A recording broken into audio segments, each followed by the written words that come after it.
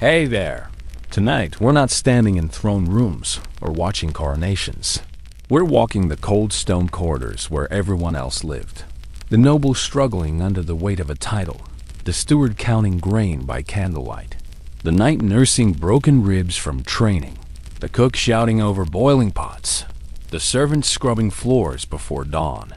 This is a castle full of people, and almost none of them wore crowns. If this kind of quiet, grounded history helps you rest, feel free to like the video and subscribe, but only if it truly brings you peace. And let me know in the comments where you're listening from and what time it is. There's something comforting about knowing we're all drifting off to the same stories. So settle in, let the stone walls rise around you, and let's begin with the lives lived in the shadows of power. The castle hierarchy, a world of layers. The medieval castle wasn't just a building. It was a machine, a small society, a world unto itself with its own rules, rhythms, and brutal pecking order. Everyone had a place. Everyone knew their place. And stepping outside that place could cost you everything from your meals to your life. Imagine for a moment that you could see the entire castle at once, like a cutaway in a dollhouse. At the top, in the finest chambers with glazed windows and tapestries warming the stone walls, lived a noble family. Below them, in progressively simpler rooms, lived the officers and administrators. Further down, in shared chambers and barracks, lived the soldiers and craftsmen. And at the very bottom, in corners and attics and haylofts, slept the servants who made everything else possible. This wasn't just about physical location. It was about access. The nobles had access to everything. The best food, the warmest rooms, the finest clothes, education, leisure, choice. As you moved down the hierarchy, access narrowed. The steward ate well, but not extravagantly. The knights had comfort, but not luxury. The craftsmen had security, but not ease. And the servants had survival, barely. The system was maintained through a complex web of obligations. The lord owed protection to everyone beneath him. In exchange, they owed him service, loyalty, and a portion of their labor or production. This feudal contract was supposedly mutual, a bond of responsibility between classes. In reality, it was deeply unequal. The lord could break his obligations with minimal consequences. Those beneath him could not. At the very top, of course, sat the king, but he's not our concern tonight. Just below him came the great nobles, the lords who held castles in the king's name. These were men, and occasionally women, who controlled vast stretches of land, commanded armies, dispensed justice, and answered only to the crown. They lived in the best rooms, ate the finest food, and made decisions that rippled through hundreds of lives. But even they weren't free. A lord was bound by oaths to his king, by obligations to his vassals, by the constant threat of rebellion or invasion, and by the exhausting work of managing an estate that never, ever rested.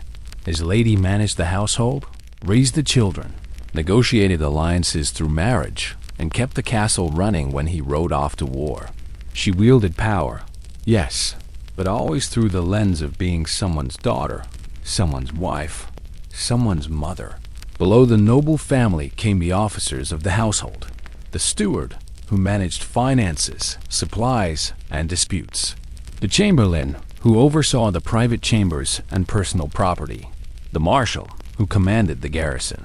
These were trusted men, often of lesser noble birth or wealthy merchant stock, who held keys both literal and metaphorical. They lived better than most, but their positions were precarious. One mistake, one suspicion of theft or disloyalty, and they could be replaced or worse. Then came the knights and men-at-arms, the military backbone of the castle. Knights were often younger sons of noble families, landless but trained in combat, sworn to their lord in exchange for food, shelter, and the chance at glory or plunder. They had honor of a sword, but most of their days were spent training, drinking, gambling, and nursing injuries. The men-at-arms, professional soldiers without noble blood, lived rougher still, sleeping in barracks, eating plain food, and waiting for the next skirmish or siege. The clergy formed their own layer. The castle chaplain, educated and literate, held spiritual authority. He conducted masses, heard confessions, blessed marriages and burials, and maintained the castle's connection to God and the church. He often served as a scribe, recording contracts and keeping chronicles. His position was comfortable, but isolated. He answered to the bishop, not the Lord, which gave him a strange kind of independence and made him both respected and resented. Below all these came the skilled workers, the blacksmith who shoed horses and mended armor, the carpenter who repaired gates and built furniture, the mason who patched crumbling walls, the brewer who made ale, the baker who fed hundreds. These craftsmen had status above common servants. They possessed knowledge that couldn't be easily replaced. They were paid, sometimes in coin, more often in food and shelter, and they could bargain, within limits, for better treatment. And then, at the very bottom, came the servants. The scullery maids scrubbing pots, the stable boys mucking stalls, the laundresses with raw, bleeding hands, the porters hauling water and firewood, the gong farmers removing human waste. These people were nameless to most, invisible to the nobles, essential to everyone. They worked from before dawn until after dark. They slept in corners, attics, and stables. They ate scraps and leftovers, and they died young, often without anyone recording that they'd lived at all. This hierarchy wasn't just about power. It was about survival. Everyone depended on everyone else. The Lord needed his steward to manage the estate. The steward needed the servants to carry out orders. The servants needed the craftsmen to repair their tools. The craftsmen needed the kitchen to feed them. And the kitchen needed the scullery maids to wash the pots so the cycle could begin again the next day. A castle was a living thing, breathing, sweating, groaning under its own weight. It woke before sunrise with the clang of buckets and the crackle of kitchen fires.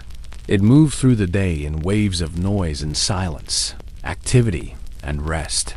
And it never, ever stopped.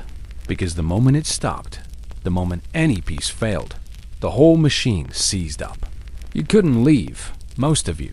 If you were born into the castle's orbit, you stayed there. The Lord's children might marry into other noble families, but they'd just trade one castle for another. The servants were bound by custom, by debt, by lack of anywhere else to go. The craftsmen had their workshops here. The soldiers had their oaths. Even the chaplain, theoretically free to move between parishes, often stayed for decades, growing old within the same stone walls. This was the world. Not the whole world, but the only one most people in the castle would ever know. And within these walls, every day was a negotiation between duty and survival, between hierarchy and humanity, between the roles people were born into and the lives they managed to carve out in between. So, when you picture a medieval castle, don't picture banners and trumpets and feasts. Picture a scullery maid hauling water in the dark. Picture a knight trying to sleep through the pain of a dislocated shoulder. Picture a steward hunched over ledgers, eyes burning from candle smoke, knowing that if the grain counts are off, people will starve. Picture a world where almost everyone was tired, cold, hungry, and absolutely essential. The noble family. The weight of a name you'd think being born noble meant a life of ease. You'd be wrong. Oh, you ate better than the servants, and your bed had actual blankets instead of straw. But nobility came with a price, and that price was paid in obligations, expectations, and the constant grinding pressure of maintaining power in a world where power could vanish overnight. If you were the lord of the castle, your day began not with leisure, but with decisions. Before you'd even left your chamber, someone needed your judgment. A border dispute between two villages, a request from the king for more soldiers, a complaint from the chaplain about unpaid tithes, a report from your steward that the harvest was short and winter stores were low. You were lord, which meant everything that went wrong was your fault, and everything that went right was expected. You dressed with help. Nobles didn't dress themselves, not really. A body servant, often a young man training for higher service, would help you into layers of linen, wool, and sometimes silk if you could afford it. Your clothes announced your status. Rich dyes, fine weaves, fur trim in winter. But they were also uncomfortable, heavy, and required constant maintenance. Your wife's wardrobe was even more complex, with gowns that took 2 people to lace and headdresses that gave her headaches by noon. Breakfast, if you took it, was simple. Bread, cheese, maybe cold meat from the night before. Wine or ale to drink. You ate in your solar, a private chamber reserved for family, reviewing reports while you chewed. Your steward stood nearby, ready to answer questions or deliver bad news. He always delivered bad news at meals. You'd learn to eat faster as a defense mechanism. Then came the hall. The great hall was the public face of your power. Here you held court, heard petitions, dispensed justice, and reminded everyone that you were in charge. Peasants came with disputes over land boundaries or stolen livestock. You listened, or pretended to, and made rulings. Some were easy. Some required the wisdom you weren't sure you possessed. Some you delegated to your steward because you genuinely had no idea what was fair. Justice was messy. You had the power to fine, imprison, or execute, but every decision had consequences. Be too harsh, and people feared you, but also resented you. Be too lenient, and they thought you weak. You walked a line every single day, trying to seem firm, fair, and godly all at once. Sometimes you succeeded. Often you just made everyone equally unhappy and called it compromise. You also had to manage your vassals, lesser nobles who held land from you in exchange for military service and loyalty. They visited periodically, bringing gifts and grievances. You hosted them, fed them, flattered them, and tried to gauge whether they were plotting against you, because they might be. Loyalty in the medieval world was transactional and could be bought, sold, or abandoned when a better offer came along. Your marriage was political. You didn't choose your spouse based on love or attraction. You chose, or more likely your father chose, based on alliances, land, and bloodlines. If affection grew over time, that was a bonus. If not, you maintained appearances and found comfort elsewhere, discreetly if you were smart. Your wife managed the household, which sounds simple, but meant overseeing dozens of servants. Planning feasts, arranging marriages for your children, hosting noble visitors, and serving as regent whenever you rode off to war. And you did ride off to war. Frequently, the king called, and you answered, bringing your knights and soldiers. You left your castle in your wife's hands and hoped she was capable, which she almost always was, because noble women learned early that power was survival. You fought in campaigns that lasted months, slept in tents, ate poorly, and tried not to die. When you returned, often wounded or sick, your wife had held everything together, and you thanked her with a nod and a new piece of jewelry you'd looted from somewhere. Children were investments. Your sons trained for knighthood or the church. Your daughters were groomed for marriage. You loved them, probably, but you also saw them as chess pieces in the great game of noble politics. A well-married daughter could secure an alliance. A son could inherit your title and continue your line. If one died, which happened often, you mourned briefly and moved on. Sentiment was a luxury you couldn't afford. Your days were long. Mornings in the hall. Afternoons inspecting your lands or training with your knights.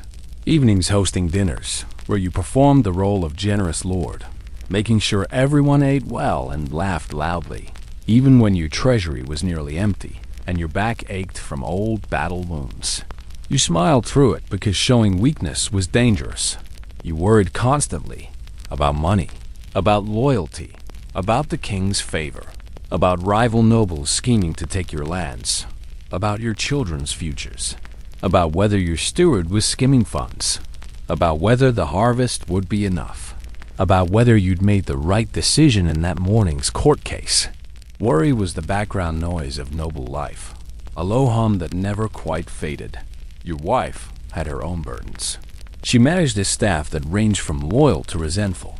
She mediated disputes between servants, ensured the kitchens ran smoothly, organized the chapel services, and kept track of which visiting ladies were spreading rumors. She gave birth repeatedly, often in pain, sometimes dying in the process. If she survived, she raised the children who lived and mourned the ones who didn't. She was expected to be pious, graceful, submissive, and ruthlessly competent all at once. She also had power, real power. When you were gone, her word was law. She could order supplies, discipline servants, negotiate with merchants, and even defend the castle if necessary. There are records of noble ladies commanding sieges, directing soldiers, and holding castles against attackers for weeks or months. They were not fragile. They were steel wrapped in silk. At night, you and your wife retired to your chamber, exhausted. Sometimes you talked, sharing the burdens of the day.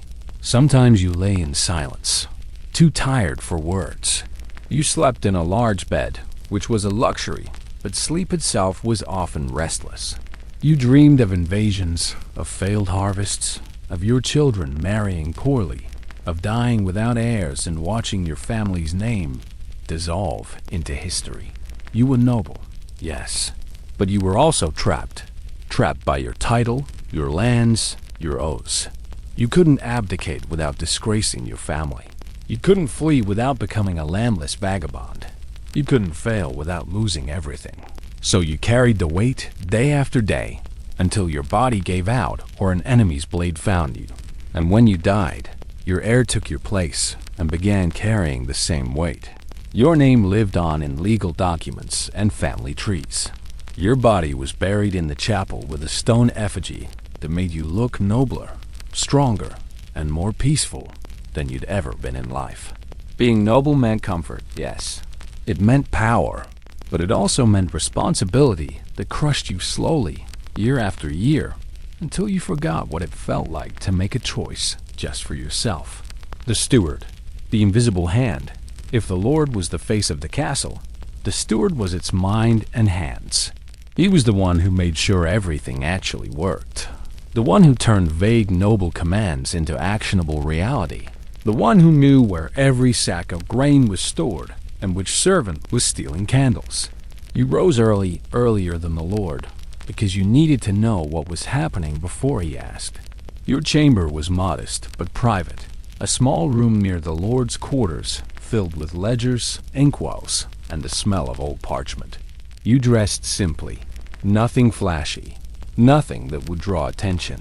Your authority came not from appearance, but from knowledge. Your first task was always the same: inventory. You walked through the castle with a wax tablet, checking stores. How much grain in the granary? How much salted meat in the barrels? How much ale in the barrels? How much firewood stacked in the courtyards? You noted everything, compared it to yesterday's count, and calculated how long supplies would last. This wasn't busy work. This was survival. Run out of food in winter, and people died. Run out too often, and people rebelled. You managed the household accounts. Every coin spent, every tax collected, every debt owed. You recorded it all in careful script. You weren't just a bookkeeper. You were the castle's financial conscience. When the Lord wanted to host a lavish feast, you were the one who pointed out, gently, that the treasury couldn't afford it. When he wanted to buy new war hearses, you suggested, diplomatically, that perhaps the old ones would last another year. You were always the bearer of bad news, which made you indispensable and deeply unpopular. You also collected rents and taxes from the Lord's tenants. This meant traveling to villages, sitting in damp halls, and extracting coin or goods from people who often had very little to give. You weren't cruel, but you were firm. The Lord needed his revenue. The castle needed to function. If a peasant couldn't pay, you noted it, and if they couldn't pay repeatedly, you reported it, and then soldiers came. You didn't enjoy this part of your job, but you did it because the alternative was chaos. Disputes fell to you constantly. Two servants arguing over who got the better sleeping spot.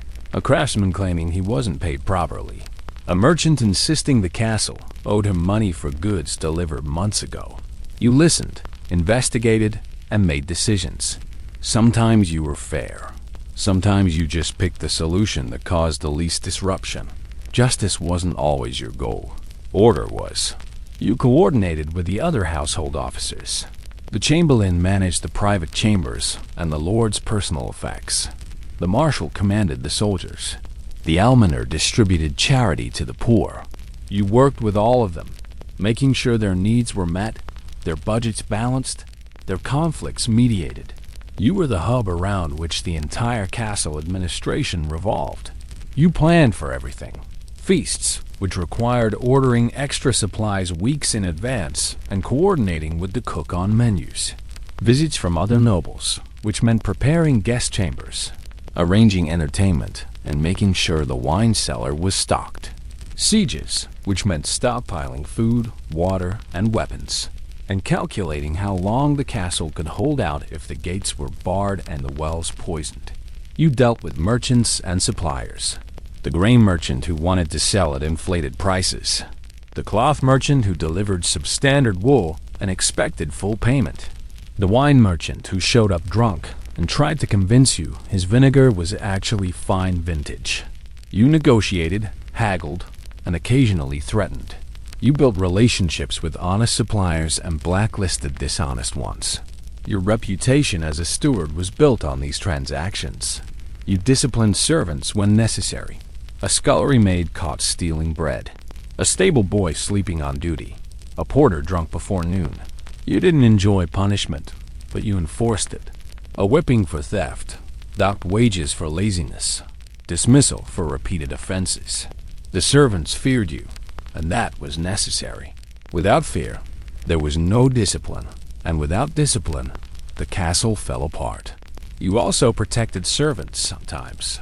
When the lord's temper flared, and he wanted someone flogged for a minor mistake, you intervened, quietly suggesting a lesser punishment. When a noble guest demanded a serving girl be sent to his chambers, you found an excuse to assign someone else. You weren't sentimental, but you understood that keeping servants alive and functional was good management. Your relationship with the Lord was complex. He relied on you completely, but also resented that reliance. You knew more about his finances than he did. You knew which of his knights were loyal and which were grumbling. You knew about his debts, his affairs, his failures. This knowledge gave you power, but it also made you vulnerable. If he ever suspected you of disloyalty or embezzlement, your life was over. So you were careful. You showed deference in public. You framed your advice as suggestions, not orders. You let him take credit for your ideas. You absorbed his anger when things went wrong and deflected his praise when things went right. You were his servant, always. But you were also the one keeping his world from collapsing. You rarely slept well. Even at night, your mind churned through calculations. Did you order enough candles for winter? Was the grain count accurate, or was someone skimming? Would the Lord's creditors start demanding payment? You kept a ledger by your bed, just in case you remembered something important. Sometimes you woke in the middle of the night to scratch a note by candlelight. Your meals were functional, not enjoyable. You ate at the officer's table, below the Lord's dais, but above the common servants. The food was decent, but you barely tasted it. You ate while reviewing lists, answering questions, planning the next day. Eating was just another task to complete. You had no family in the castle. Maybe you'd been married once, but your wife lived elsewhere or had died. Maybe you'd had children, but they were grown and gone. Your life was the castle. You'd given up personal connections for professional ones. The Lord trusted you. The servants obeyed you, but no one truly knew you. Sometimes, late at night, you walked the empty halls with a lantern. You checked locks, counted barrels again, just to be sure, and stood in the courtyard, looking up at the stars. You wondered, briefly, what your life might have been if you'd chosen differently. Then you went back inside, picked up your ledger, and returned to work. Because the castle needed you. It always needed you. And you keep serving until your eyes went bad from reading by candlelight, or your back gave out from bending over ledgers, or the Lord replaced you with someone younger and sharper. Being a steward meant power without glory, responsibility without recognition, and the constant knowledge that if anything went wrong, everyone would blame you first. Knights and men at arms. The reality of violence. You trained in the courtyard, under a gray sky that threatened rain. Your opponent, a knight 10 years your senior, with scars across his cheek and knuckles, circled you with a practice sword. The blade was wood, but it still hurt when it connected, and it connected often. You were a knight, yes, but not the kind from songs. You didn't rescue maidens or slay dragons. You trained, you fought, you bled, and you tried not to die. Most days, that was enough. Your morning began with pain. You slept in the barracks with other knights and men-at-arms, a long stone hall lined with narrow cots. The room smelled of sweat, leather, and the lingering sourness of too many men living too close together. You woke when the bell rang, your muscles stiff from yesterday's bruises, your shoulder aching from the blow you'd taken in training. You dressed in layers. Linen shirt, wool tunic, leather jerkin. You pulled on boots that needed mending and hadn't had time to get fixed. Your sword belt hung from a peg, the leather worn smooth from years of use. The sword itself was plain, no fancy engravings, just good steel that could take and hold an edge. You checked it out of habit, then headed to the courtyard. Training was brutal. Your commander, a grizzled veteran who'd lost 3 fingers and most of his patience, ran you through drills. Sword work, spear work, wrestling, shield formations. You practiced until your arms shook and sweat soaked through your shirt. If you slowed down, he shouted. If you made a mistake, he corrected it with a swift blow from his own practice weapon. You learned fast, or you learned bloody. You fought in mock combats, one-on-one or in groups. The goal was to disarm, not kill, but injuries happened. A broken nose here, a dislocated shoulder there.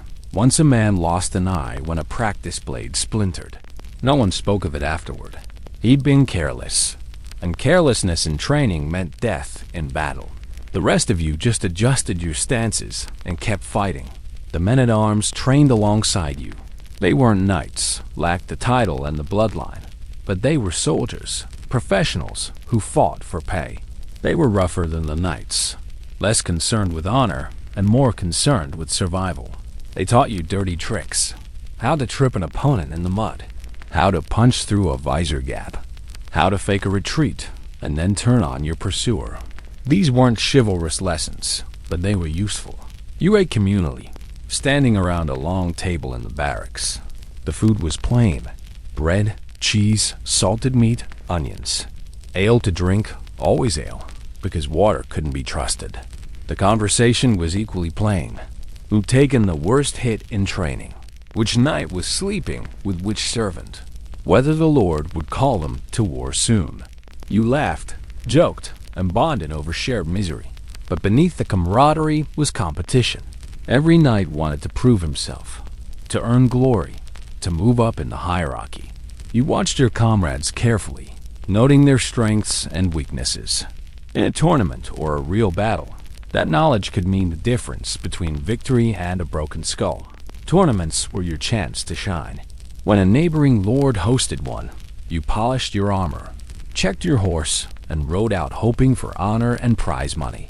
The tournament field was chaos dressed up as pageantry. Banners flew, trumpets blared, nobles watched from raised platforms. And then you charged at another man with a lance, aiming to knock him off his horse while he tried to do the same to you. The impact was stunning. Even through armor, even with the lance blunted, the force of 2 horses colliding sent shockwaves through your body. If you stayed in the saddle, you'd raise your fist and the crowd would cheer. If you fell, you hit the ground hard and hoped nothing important broke. You dragged yourself up, remounted if you could, and tried again. Afterward, bruised and exhausted, you collected your winnings if you'd won, or licked your wounds if you hadn't. Tournaments paid well when you succeeded, sometimes enough to buy new equipment or send money home, but they also cost you. Broken ribs, concussions, teeth knocked loose. You wore the injuries like badges, proof that you were still fighting. Real war was worse. When the Lord's banner was raised and the call to arms went out, you rode with the garrison. Not because you wanted to, though some men did crave the chaos, but because you'd sworn an oath. You'd fight for your lord, protect his lands, and kill his enemies. That was the deal. War wasn't glorious. It was terrifying. You rode for days, sometimes weeks, eating whatever you could forage, sleeping on cold ground, always wondering if you'd see home again. When battle came, it was a blur of noise and blood and confusion. You fought in tight formations, shield pressed to shield, jabbing with spears or swords at enemies you barely saw. Men screamed, horses shrieked, metal rang against metal. You killed because hesitation meant death. After the battle, you walked among the bodies, checking the dead. Some were enemies, their faces frozen in shock or pain. Some were friends, men you trained with, eaten with, joked with. You didn't let yourself feel it, not then. You stripped the bodies of anything useful, armor, weapons, coins, and moved on. Grief was for later, in the dark, when no one could see.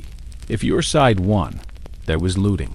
Villages burned, stores taken, captives bound. You told yourself this was war, that this was what soldiers did. Sometimes you believed it. Sometimes you took what you needed and walked away from the rest. It depended on the day, on how angry or tired or numb you felt. When you returned to the castle, you were different, quieter. You drank more. You startled at loud noises. You had dreams you didn't talk about. The other knights understood. They'd been through it too. You trained again, rebuilt your strength, and waited for the next call. You were a knight, a warrior, but you were also just a man. You felt fear, doubt, exhaustion. You wanted to be brave, to live up to the ideals of chivalry, but those ideals felt distant when you were cold, hungry, and staring at a line of enemy soldiers who wanted you dead. You did your best, and sometimes your best was enough. Sometimes it wasn't. The men-at-arms lived even harder. They weren't bound by oaths of honor. They fought for coin, and when the coin ran out, they left. They were mercenaries in all but name, loyal only as long as they were paid. Some were excellent soldiers, disciplined and skilled. Others were thugs, brutal and uncontrollable. You worked with both because war didn't let you choose your comrades. At night, in the barracks, you lay on your cot and listened to the sounds of other men sleeping. Snores, mutters, the occasional cry from someone caught in a nightmare. You stared at the ceiling, counted your scars, and wondered how many more you'd collect before your luck ran out. Being a knight meant living with violence. Not just dealing it out, but absorbing it. Your body was a ledger of every fight, every fall, every mistake. You moved slower as you aged. Your joints ached in cold weather. Your hearing faded from too many blows to the head. But you kept training, kept fighting, because that was what knights did. And if you died in battle, your name might be remembered for a few years. A story told in the hall, a marker in the chapel. Then you'd fade, just another knight who'd served, fought, and fallen. The castle would find another to take your place, and the cycle would continue.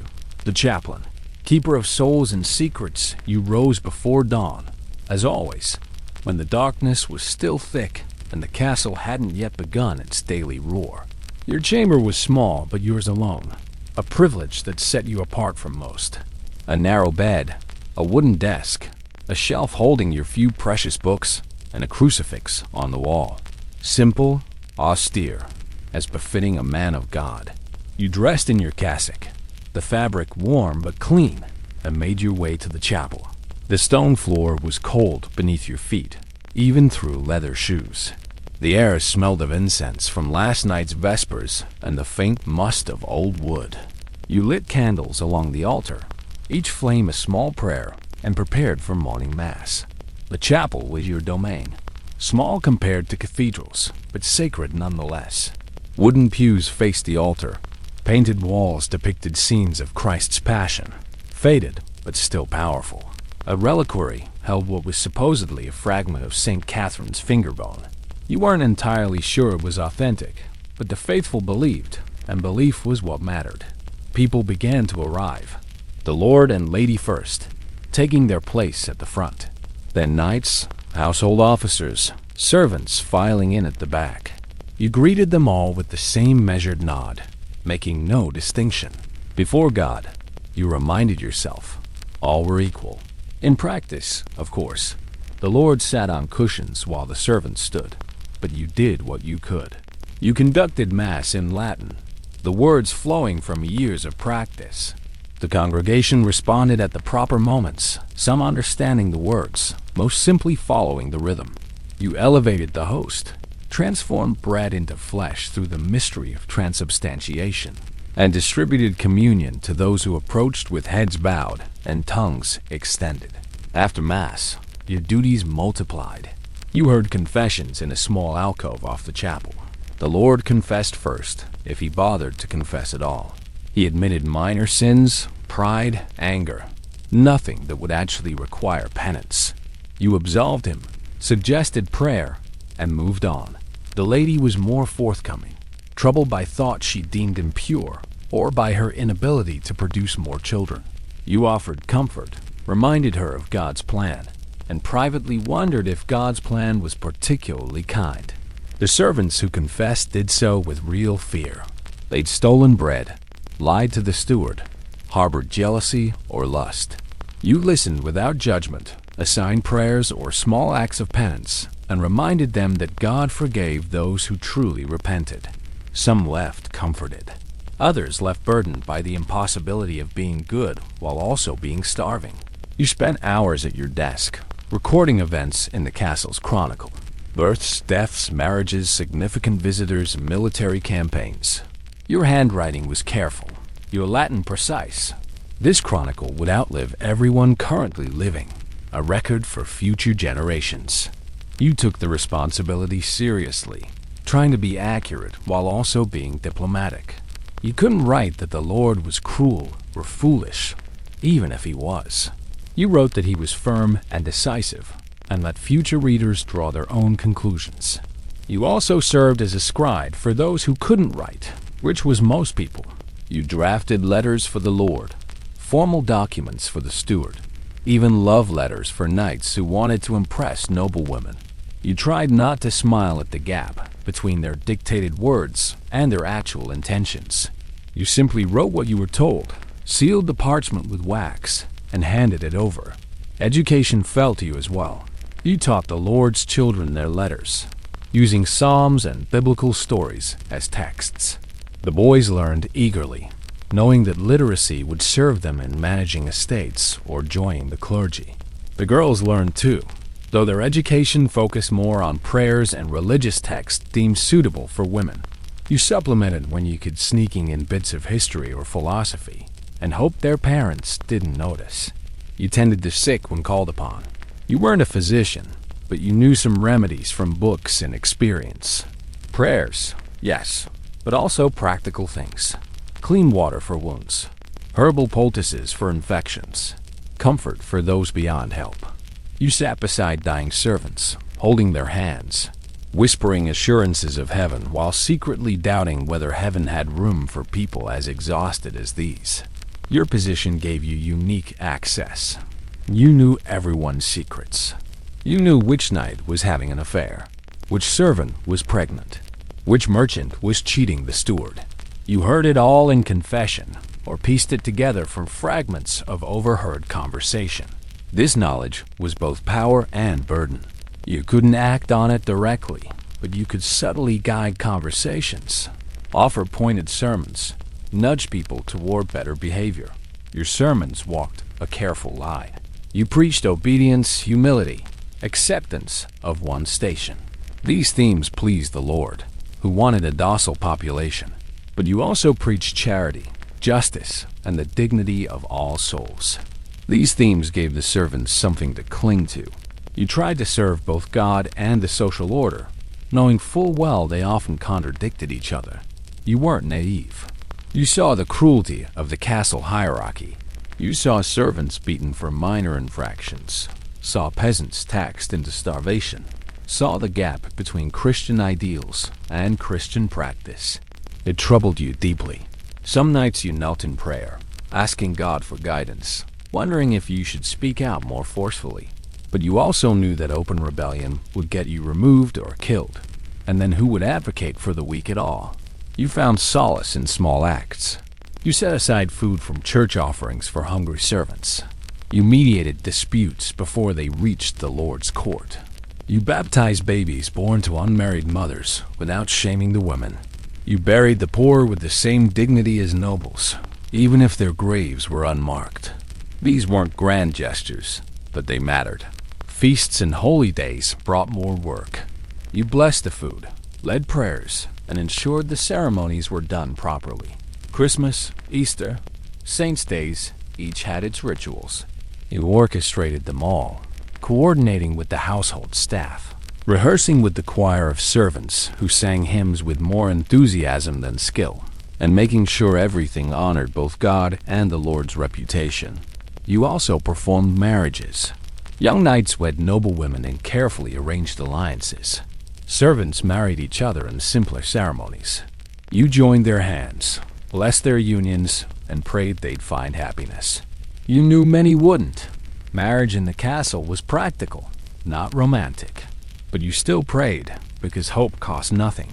Burials were frequent. Infants who didn't survive their first year. Servants who succumbed to disease. Soldiers brought back from battle. You conducted funeral rites for all of them, commending their souls to God and offering comfort to survivors. The noble funerals were elaborate, with processions and multiple masses. The servant funerals were quick, simple, often with only a few mourners. But you treated each corpse with respect, because in death, at least, everyone truly was equal. Your own life was lonely. You ate alone, prayed alone, slept alone. Other clergy might have lived in monasteries with brothers, but you were isolated here, the sole spiritual authority in a castle full of people who saw you as both necessary and strange. You had no family, no close friends. Your calling demanded celibacy, though you knew some priests ignored that vow. You kept it, more from habit and principle than desire. At night, after the final prayers, you sometimes climbed to the battlements and looked out over the darkened land. The stars above, the shadows below. You thought about God, about sin, about the vast gulf between what the church taught and what people actually did. You wondered if your work mattered, if your prayers reached anyone, if you were truly serving God or just maintaining a system that ground people into dust. But then morning came, the bell rang, the candles were lit, and you returned to the chapel to begin again. Because someone had to pray, someone had to record, someone had to stand between the castle and its sins, even if you couldn't absolve them all. Being a chaplain meant carrying everyone's souls while slowly losing sight of your own. Kitchen staff. Feeding the beast the kitchen never slept, not really. Even when the fires banked low in the deepest part of night, something was always bubbling, steaming, or waiting to be prepared. And you were part of the machine that kept this castle fed. If you were the head cook, you ruled the kitchen like a general commanded an army. You arrived before dawn, surveying your domain. The great hearth large enough to roast whole animals. The table scarred from years of chopping. The stores packed with sacks of grain and hanging meat. The barrels of ale and wine. The chaos waiting to be organized. Your staff was a mix of skilled workers and desperate laborers. Assistant cooks who knew their way around the knife. Scullery maids who scrubbed it until their hands bled. Bakers who rose even earlier than you to prepare bread. Brewers checking their barrels. Butchers hauling carcasses. And beneath them all, children, orphans mostly, doing the smallest, dirtiest jobs for scraps of food. You planned every meal. The lord and lady expected variety, at least the illusion of it. Roasted meats, stews, pies, fish on fast days. You had to balance what was available with what was demanded. Winter meant salted and dried foods. Summer meant fresh vegetables and better cuts of meat. You memorized seasons, calculated portions, and improvised when supplies ran short. The great feasts were nightmares of coordination. When the Lord hosted nobles or celebrated holidays, you prepared for days. Whole pigs turned on spits.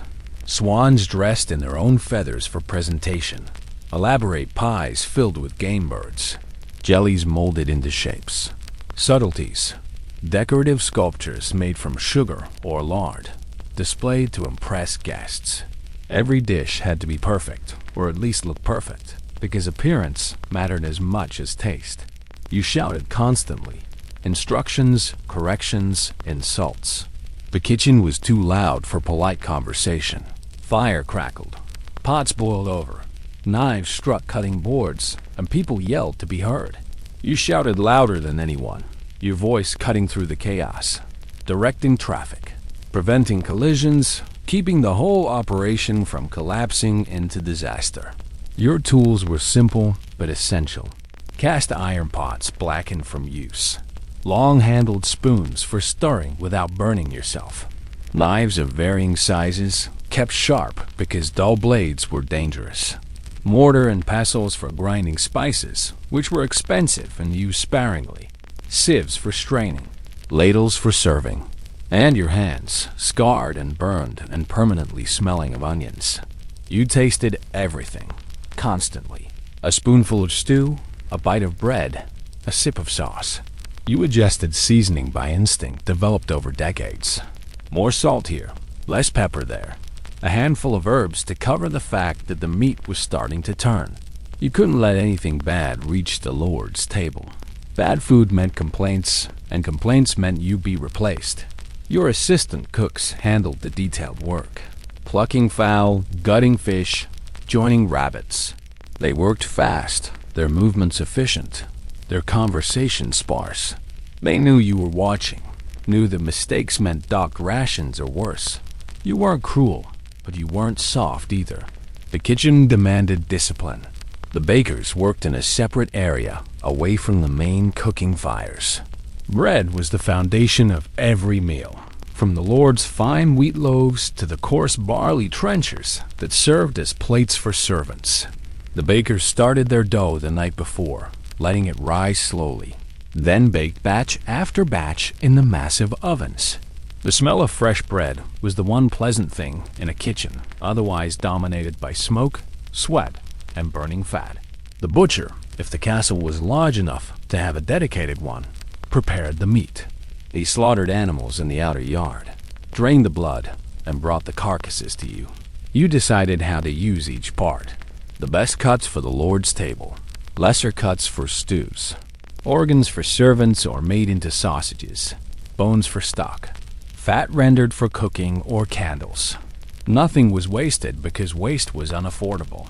You dealt with constant problems. Meat that arrived spoiled, grain infested with weevils, milk that curdled, ale that turned sour. Each problem required a solution, usually improvisation. Spoiled meat could be heavily spiced and disguised in a pie. Weevil-filled grain was sifted and used anyway. Sour ale was mixed with fresh to dilute the taste. You learned to stretch supplies, to make bad ingredients passable, to never admit defeat. Your relationship with the steward was tense. He controlled the stores and the budget. You requested supplies, and he approved or denied them. When you asked for expensive spices or fresh game, he questioned whether it was necessary. You argued, negotiated, and sometimes begged. He usually compromised, giving you half of what you wanted and reminding you to be frugal. The scullery maids bore the worst of it. They washed dishes, scrubbed pots, hauled water, mopped floors, and did everything else no one wanted to do.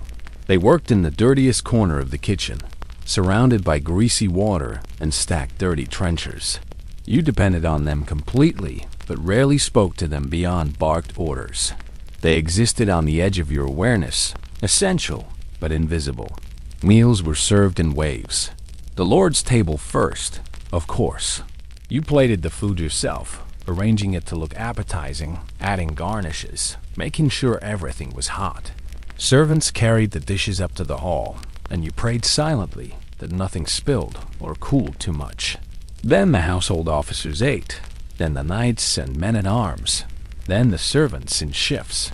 You fed hundreds, sometimes thousands during feasts, and the timing had to be precise. You ate last, usually cold leftovers scraped from the bottom of pots. You sat on a stool in the corner, spooning stew into your mouth while mentally planning tomorrow's meals. You were too tired to taste anything, too worried about what could go wrong next. Fires were a constant danger. The kitchen was filled with open flames, grease, and dry wood. You kept buckets of water and sand nearby, and you trained everyone to react if something ignited. Once, a scullery-maid's skirt caught fire. She panicked, ran, and made it worse. You tackled her, smothered the flames with your own body, and burned your hands in the process. She lived, barely. You wrapped your hands and returned to work the next day because there was no one else. Accidents were common. Burns, cuts, falls. Someone was always injured. You kept a small supply of bandages and salves, but serious injuries meant calling the castle's physician, or, more often, the chaplain. You'd seen people die in the kitchen. One man bled out from a knife wound to the leg. Another inhaled too much smoke and collapsed. You mourned briefly, then replaced them, because the kitchen couldn't stop. Your staff had their own hierarchy. Senior cooks looked down on junior ones. Junior cooks bullied scullery maids. Scullery maids resented everyone. But when a feast was underway and the pressure was on, the hierarchy dissolved. Everyone worked together, passing dishes, stirring pots, shouting updates, united by the singular goal of not failing. You had no life outside the kitchen. You woke, worked, and slept in or near it. You smelled permanently of smoke and food. Your clothes were stained with grease that no amount of washing removed. Your hands were permanently rough.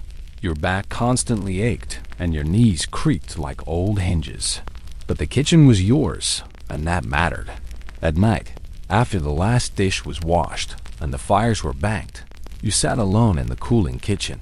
The silence was strange after the day's chaos. You thought about tomorrow's menu, about whether the stores would last, about which assistant was thinking of quitting. Then you climbed to your small room above the pantry and fell into exhausted sleep. Being a cook meant creating something essential from nothing special, feeding people who rarely thanked you, and carrying the weight of knowing that if you failed, everyone went hungry. Craftsmen, the builders and fixers, you were the blacksmith, and your day began in the dark with the smell of cold iron and ash. Your forge sat in a stone shed near the outer wall, open on one side to vent the smoke. The space was cramped, hot, and filled with tools that had been used for generations. You stoked the fire first, adding charcoal and pumping the bellows until the flames roared. The heat hit your face like a physical force, and you stepped back, already sweating though the sun hadn't risen. While the forge heated, you surveyed your work. A pile of horseshoes waiting to be fitted, a broken hinge that needed mending, a sword that had cracked in training and needed reforging. The castle required constant maintenance. Gates rusted, armor dented, tools broke, animals needed shoeing, and you were the one who kept it all functional. You worked with steel, iron, bronze, shaping metal into whatever was needed. It was skilled labor, work that required years of apprenticeship, and you took pride in it even as it wore you down. You hammered horseshoes first, a simple task but essential. You heated the iron until it glowed orange, then hammered it into shape on your anvil. The rhythmic clang echoed across the courtyard, a steady beat that marked the morning. Once shaped, you quenched the shoe in water, the metal hissing and steaming, then set it aside to cool. You'd fit it later to whatever horse needed it. Next came the sword. You examined the crack, ran your thumb along the flaw, and decided it could be repaired rather than scrapped. You heated the blade carefully, watching the color change, then hammered it, fusing the crack shut. This was delicate work. Too much heat would weaken the steel. Too little, and it wouldn't weld. You worked by feel and experience, your hands moving automatically, the hammer striking true. The castle's carpenter worked nearby, his own shed filled with wood shavings and the smell of sawdust. He repaired furniture, built carts, mended doors, and crafted everything from barrels to coffins. His work was quieter than yours, more measured. He didn't pound and strike. He sawed and chiseled, shaping wood into useful forms. You spoke occasionally, mostly complaints. About the Lord demanding work done too quickly. About servants breaking things. About winters that cracked wood and rusted metal.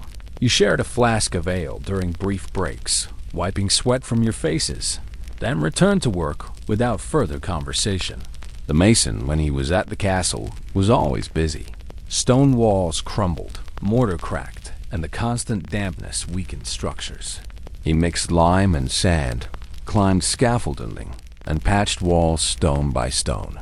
His work was slow, painstaking, and often invisible. No one noticed when a wall stayed standing. Everyone noticed when it fell. You all worked for the castle, but you were paid, which set you apart from servants.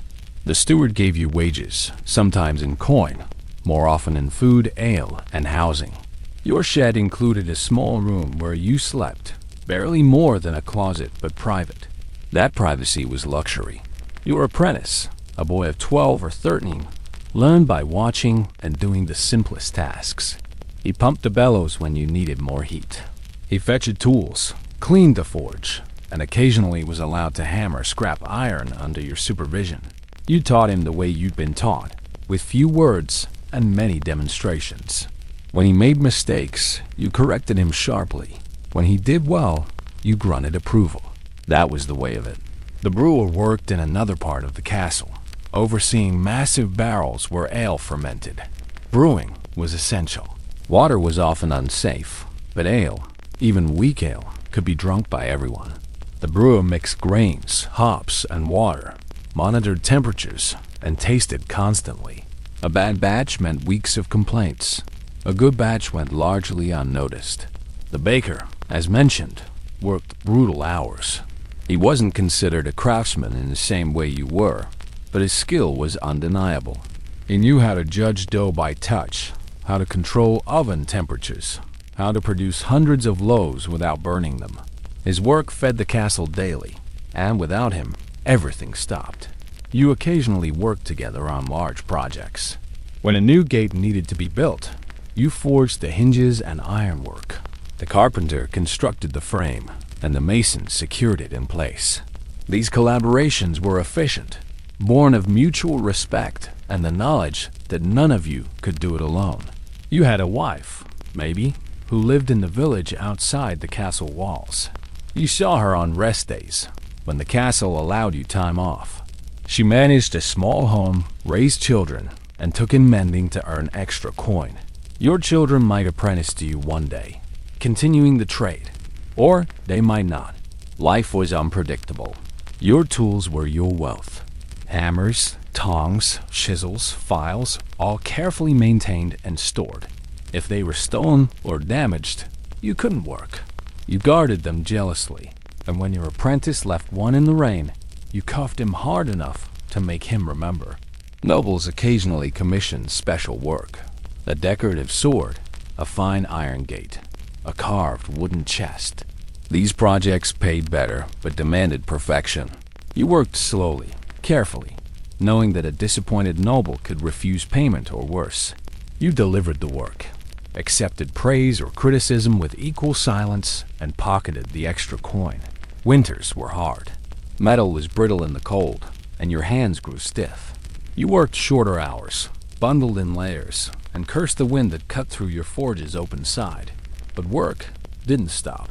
Animals still needed shoeing, tools still broke, and you still hammered, blow after blow, keeping the castle running. You weren't a hero. You didn't fight battles or manage estates. But without you, without the carpenter, the mason, the brewer, the baker, the castle would crumble. Literally. You held it together, one horseshoe, one board, one stone at a time. At night, your hands ached. Your back protested. You smelled of smoke and sweat, and your clothes were permanently stained with soot. But you created something that day, something useful, and that was enough. Being a craftsman meant living with the knowledge that your work was essential, but taken for granted, valued only when it was absent. The lower servants, invisibility and survival, you woke before anyone else because you had to. The scullery maid, the stable boy, the chamber servant, the water carrier. You were the lowest rung of the ladder, and your work made everyone else's life possible. Your sleeping space wasn't really a room. It was a corner near the kitchen hearth, or a spot in the hayloft above the stables, or a shared pallet in a dormitory that smelled of unwashed bodies and resignation. You curled into yourself for warmth because blankets were scarce, and you learned to sleep through noise, cold, and the occasional rat running across your legs. You rose in darkness, dressed in your single set of clothes, and started work. If you were a chamber servant, you climbed stairs to the noble quarters, carrying a basin of water for washing. You knocked softly, entered even softer, and moved like a ghost. You didn't speak unless spoken to. You didn't look directly at anyone. You emptied chamber pots, straightened bedding, laid out clothes, and left without acknowledgement. If you were a water carrier, you made endless trips between the well and the castle. Wooden buckets hung from a yoke across your shoulders, the weight cutting into your muscles. You climbed stairs, delivered water to kitchens, to chambers, to anywhere it was needed. Your days were measured in trips, your nights in aching shoulders. The stable boy's life has been told, but there were others like him. The kennel boy who fed the hunting dogs and cleaned their pens. The falcon keeper's assistant who cleaned cages and prepared food for the hunting birds. The privy cleaner, a job so undesirable it was given to whoever had angered someone in power. You ate scraps. Whatever the kitchen didn't serve, whatever the nobles didn't finish. You learned to eat quickly, to hide food for later, to never complain about quality or quantity, because complaining meant losing even that. You developed a permanent hollow feeling in your stomach, a constant low-level hunger that never quite disappeared. You weren't paid. Servants of your level worked for food, shelter, and the vague promise that if you worked hard enough, you might be promoted. Most of you never were. You stayed at the bottom, working until you broke or died or escaped. Escape was rare. Where would you go? The castle was your world.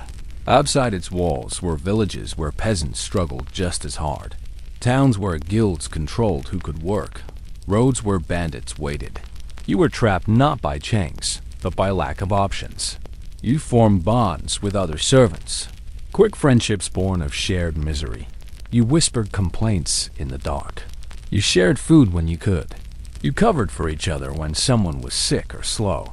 These relationships were your only comfort in a life defined by work. You were beaten sometimes. A slap for moving too slowly, a kick for dropping something, a whipping for suspected theft. The punishments were arbitrary, delivered by whoever had authority over you, which was everyone. You learned to accept them, to protect your face and vital organs, to not cry out because that only made it worse. You were also vulnerable in other ways. A servant alone was prey. Noblemen, knights, even other servants might corner you, threaten you, demand things you didn't want to give. If you were a woman, this was a constant fear. If you were a child, it was worse. You learned which hallways to avoid, which men to stay away from, which times of day were safest. Some servants found small joys. A moment of rest in the sun. A song sung quietly while working. A joke shared with a fellow sufferer. These moments didn't erase the hardship, but they made it bearable. You aged quickly. Hard labor, poor food, and lack of rest wore you down. By 30, if you lived that long, you looked 50. Your back was bent. Your hands were gnarled. Your face was lined with exhaustion. If you became too old or sick to work, you were turned out. The castle had no use for those who couldn't contribute, but you also developed skills. You knew every corner of the castle. You knew shortcuts, hiding spots, and which doors were unlocked. You knew who could be bribed, who could be trusted, who would betray you for a crust of bread. This knowledge was your survival tool. You heard everything.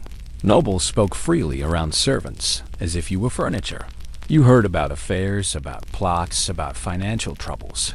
You didn't act on this information, but you stored it. And occasionally, it helped you avoid danger or gain a small advantage. You dreamed sometimes. Of better lives, of full meals, of sleeping past dawn. But mostly you didn't dream.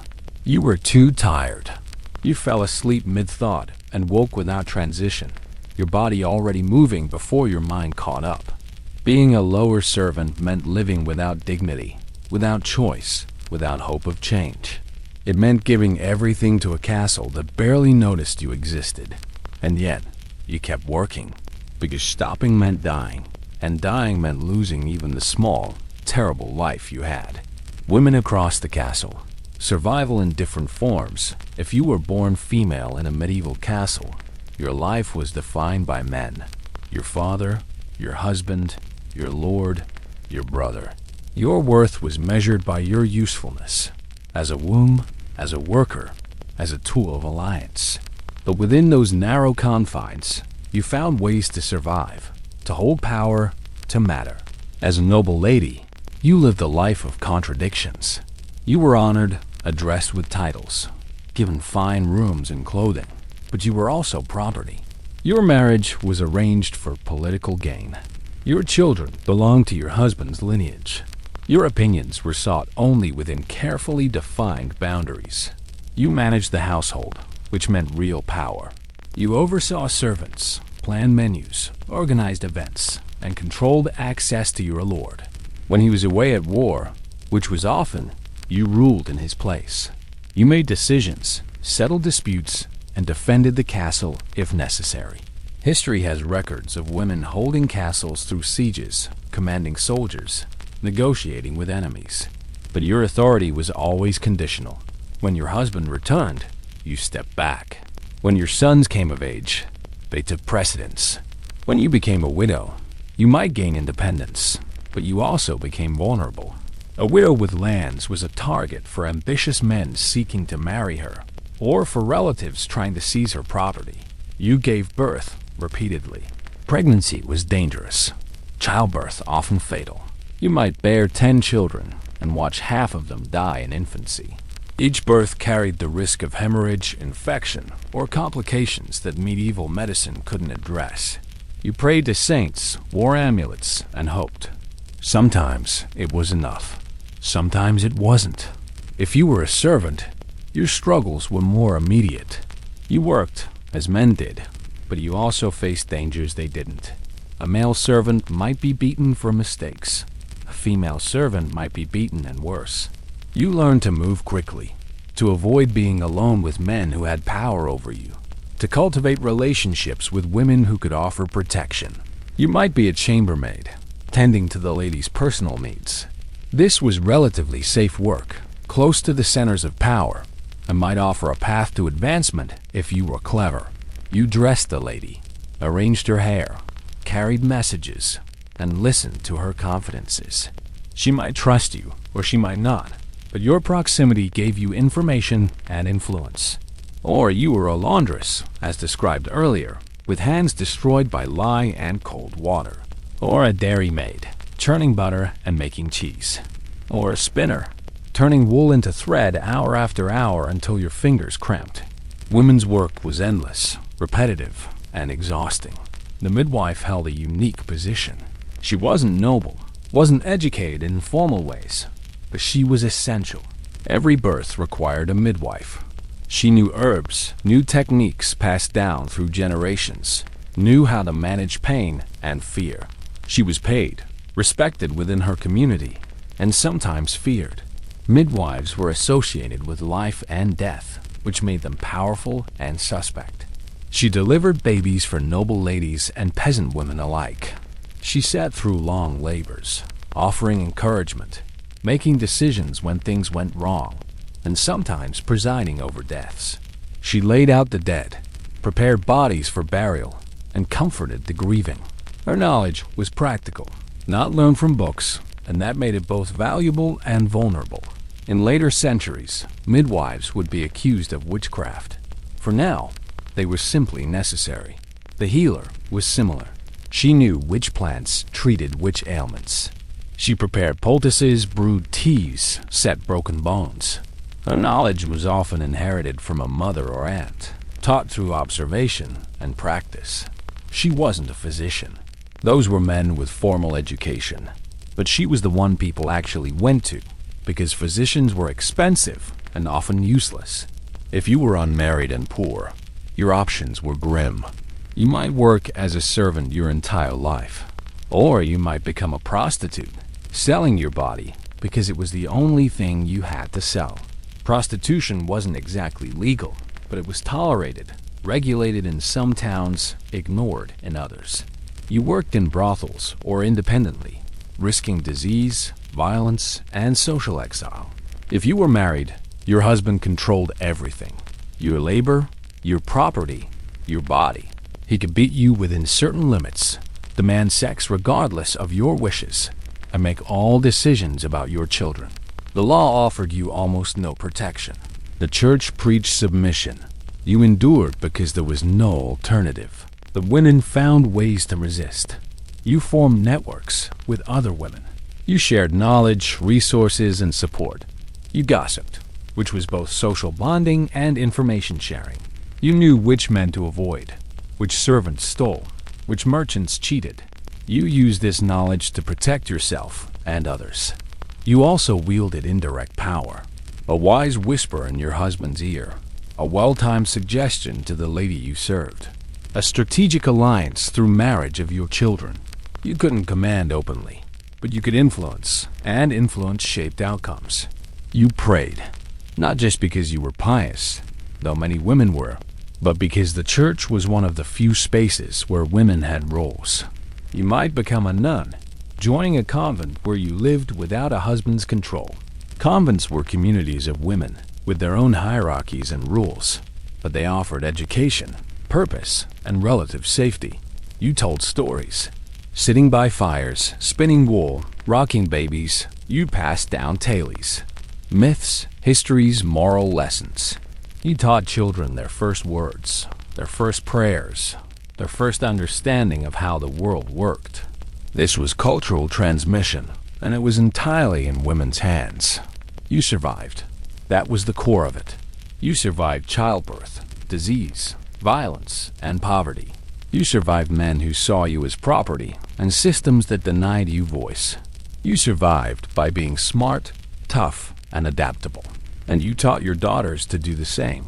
Being a woman in a medieval castle meant navigating a world designed to limit you and finding ways to live, to matter, to endure despite it all. Moments of joy. When the castle breathes, the castle wasn't always grim. There were moments, rare but real, when the hierarchy softened and something almost like joy seeped through the stone walls. Feast days were the clearest example. Christmas, Easter, Michaelmas, All Saints' Day. These holy days brought feasting, rest from labor, and a loosening of normal rules. The great hall was decorated with greenery. Candles burned brighter and in greater number. The cook prepared special dishes, and for once, there was enough. The Lord presided, playing his role as generous host. He carved meat himself, distributing portions to favored knights and guests. He called for music, and minstrels played while people ate. The atmosphere was loud, warm, and as close to joyful as the castle ever got. Servants ate better on feast days. The Lord often distributed food to his entire household, and even the scullery maids got meat and ale. You sat with other servants, not in the great hall but in the kitchen or courtyard. And for a few hours, your stomach was full and your spirits lifted. There were games. Simple ones, dice and board games played by knights and servants alike. Nobles played chess, a game of strategy that mirrored the power struggles of their lives. Servants played simpler games, gambling with their meager coins or betting chores.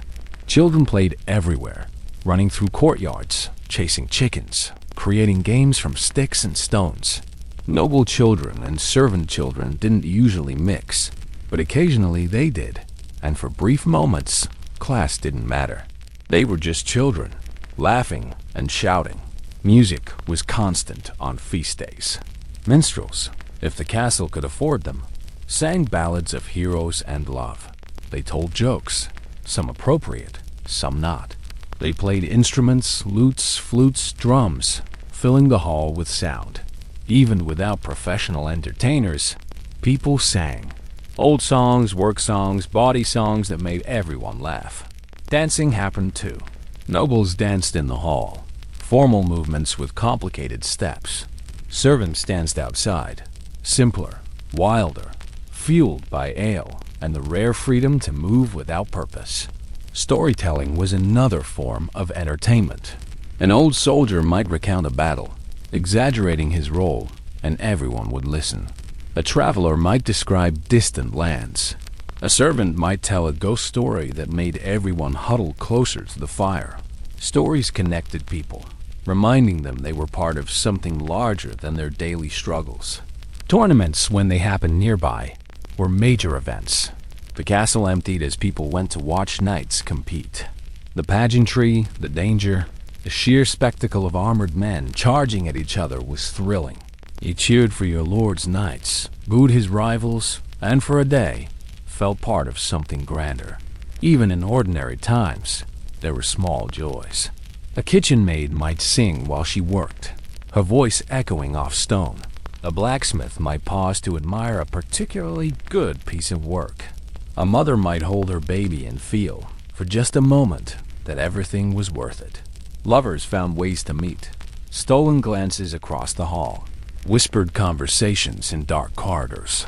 Servants courted each other with whatever they could offer, a flower, a bit of ribbon, kind words. Nobles conducted more formal courtships with letters and tokens, all under the watchful eyes of parents arranging alliances. Marriage celebrations, even simple ones, brought joy. A servant couple might wed in the castle chapel, and their friends would gather afterward for a small celebration.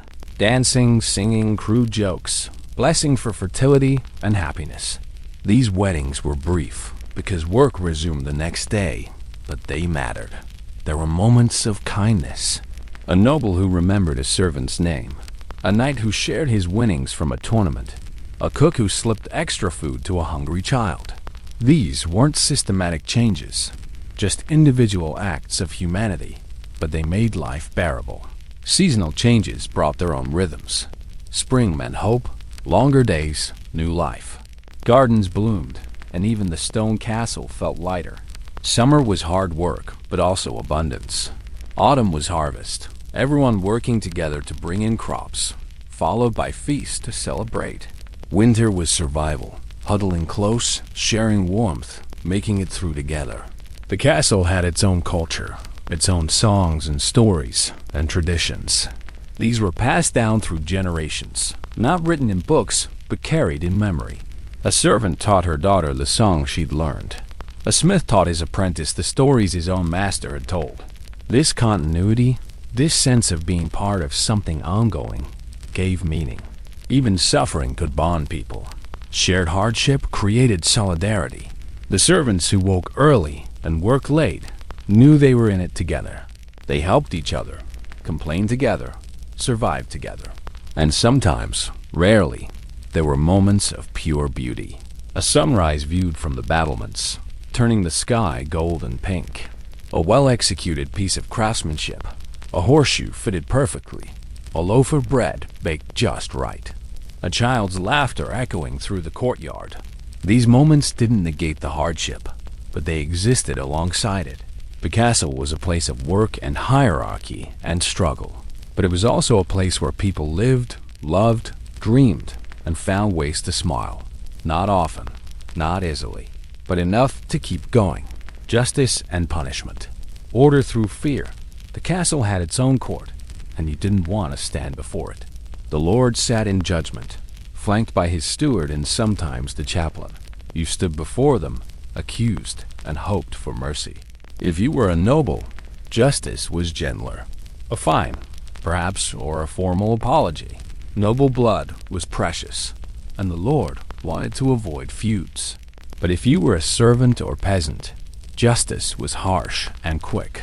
Theft was the most common crime, stealing food, clothing, tools. The punishment depended on the value. A loaf of bread might earn you a whipping. A silver cup meant hanging, or, if the lord felt merciful, the loss of a hand.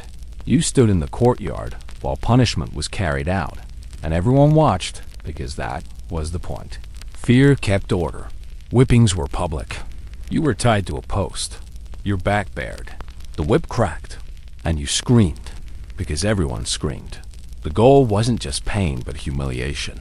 Afterward, you were cut down, and if you could walk, you returned to work. If you couldn't, you lay in the straw until you healed or didn't. Branding marked thieves permanently.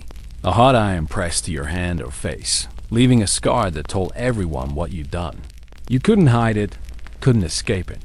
You carried your crime for life. Hanging was reserved for serious offenses. Murder, repeated theft, treason. You were led to the gallows, a noose placed around your neck. If the Lord was merciful, the drop broke your neck quickly. If not, you strangled slowly, legs kicking, until death came. Your body was left hanging as a warning, and eventually it was cut down and buried outside consecrated ground. The dungeon held prisoners awaiting trial, or those the Lord wanted to forget. It was a hole beneath the castle, dark, damp, cold. You were thrown in, sometimes with others, sometimes alone. Food was irregular, water scarce. Some prisoners went mad. Some died of disease or cold. Some confessed to crimes they hadn't committed just to end the suffering. Torture was used to extract confessions, especially from those suspected of serious crimes. Methods varied. Thumbscrews, racks, hot irons. The pain was unimaginable, and people confessed to anything to make it stop. The Lord and the Church both approved, believing that truth emerged through suffering. Women accused of crimes faced additional dangers. If you were accused of adultery or witchcraft, the punishment was severe. Adultery might mean public shaming, a beating, or being cast out. Witchcraft accusations, rarer in this period, but not unheard of, could mean death. Trials weren't about evidence, as we understand it. They were about authority. The Lord decided guilt based on reputation, testimony, and his own judgment. If you were liked or useful, you might be shown leniency. If you were disliked or expendable, you were punished harshly. Ordeals were sometimes used. Trial by hot iron, where you carried a hot iron and your burns were examined days later. If they healed cleanly, you were innocent. If they festered, guilty. Trial by water, where you were bound and thrown into a pond. If you floated, guilty. If you sank, innocent, though you might drown before being pulled out. These methods seem absurd now, but they carried weight then. People believed God revealed truth through ordeals, and even if the Lord didn't believe, the spectacle reinforced his power. Justice also had a social function. It resolved disputes, maintained hierarchy, and reminded everyone who held power. The Lord's word was final, his judgment absolute. Arguing meant additional punishment. But justice wasn't only harsh. The Lord also granted mercy. He might pardon a first-time offender. He might reduce his sentence if someone influential intervened. He might show leniency during holy days. This mercy was strategic, demonstrating his power to punish and forgive, making him seem just even when he wasn't. The chaplain's role was to temper justice with Christian principles. He might argue for mercy, remind the Lord of God's forgiveness, and pray for the condemned. His influence varied. Some lords listened. Others ignored him. You learned to avoid the court. You stayed out of trouble, kept your head down, and hoped never to be accused. Because once you stood before the Lord, your fate was uncertain, and even innocence didn't guarantee survival. Daily routines. The rhythm of castle lifetime moved differently in a medieval castle. There were no clocks on walls, no watches on wrists, no phones chirping the hour. Time was measured by bells, by the position of the sun, by the tasks that needed completing. And every person in the castle moved to a rhythm determined by their role. The day began with the chapel bell ringing for lauds, the first prayer of the day, sometime before dawn. This was the signal for the entire castle to wake, though many were already awake. The servants had risen even earlier, before the bell, before the sun, before anyone who mattered would see them.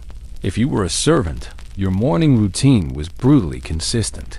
You woke in the dark, cold seeping through whatever thin covering you had. You dressed quickly in the same clothes you'd worn yesterday and the day before that.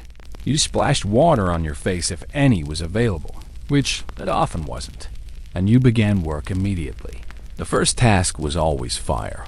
The kitchen fires had to be relit. The hearths in important chambers needed stoking. You carried kindling, blew on embers, added fuel until flames caught. Your hands were always slightly burned. your lungs always slightly filled with smoke. This was normal. Next came water.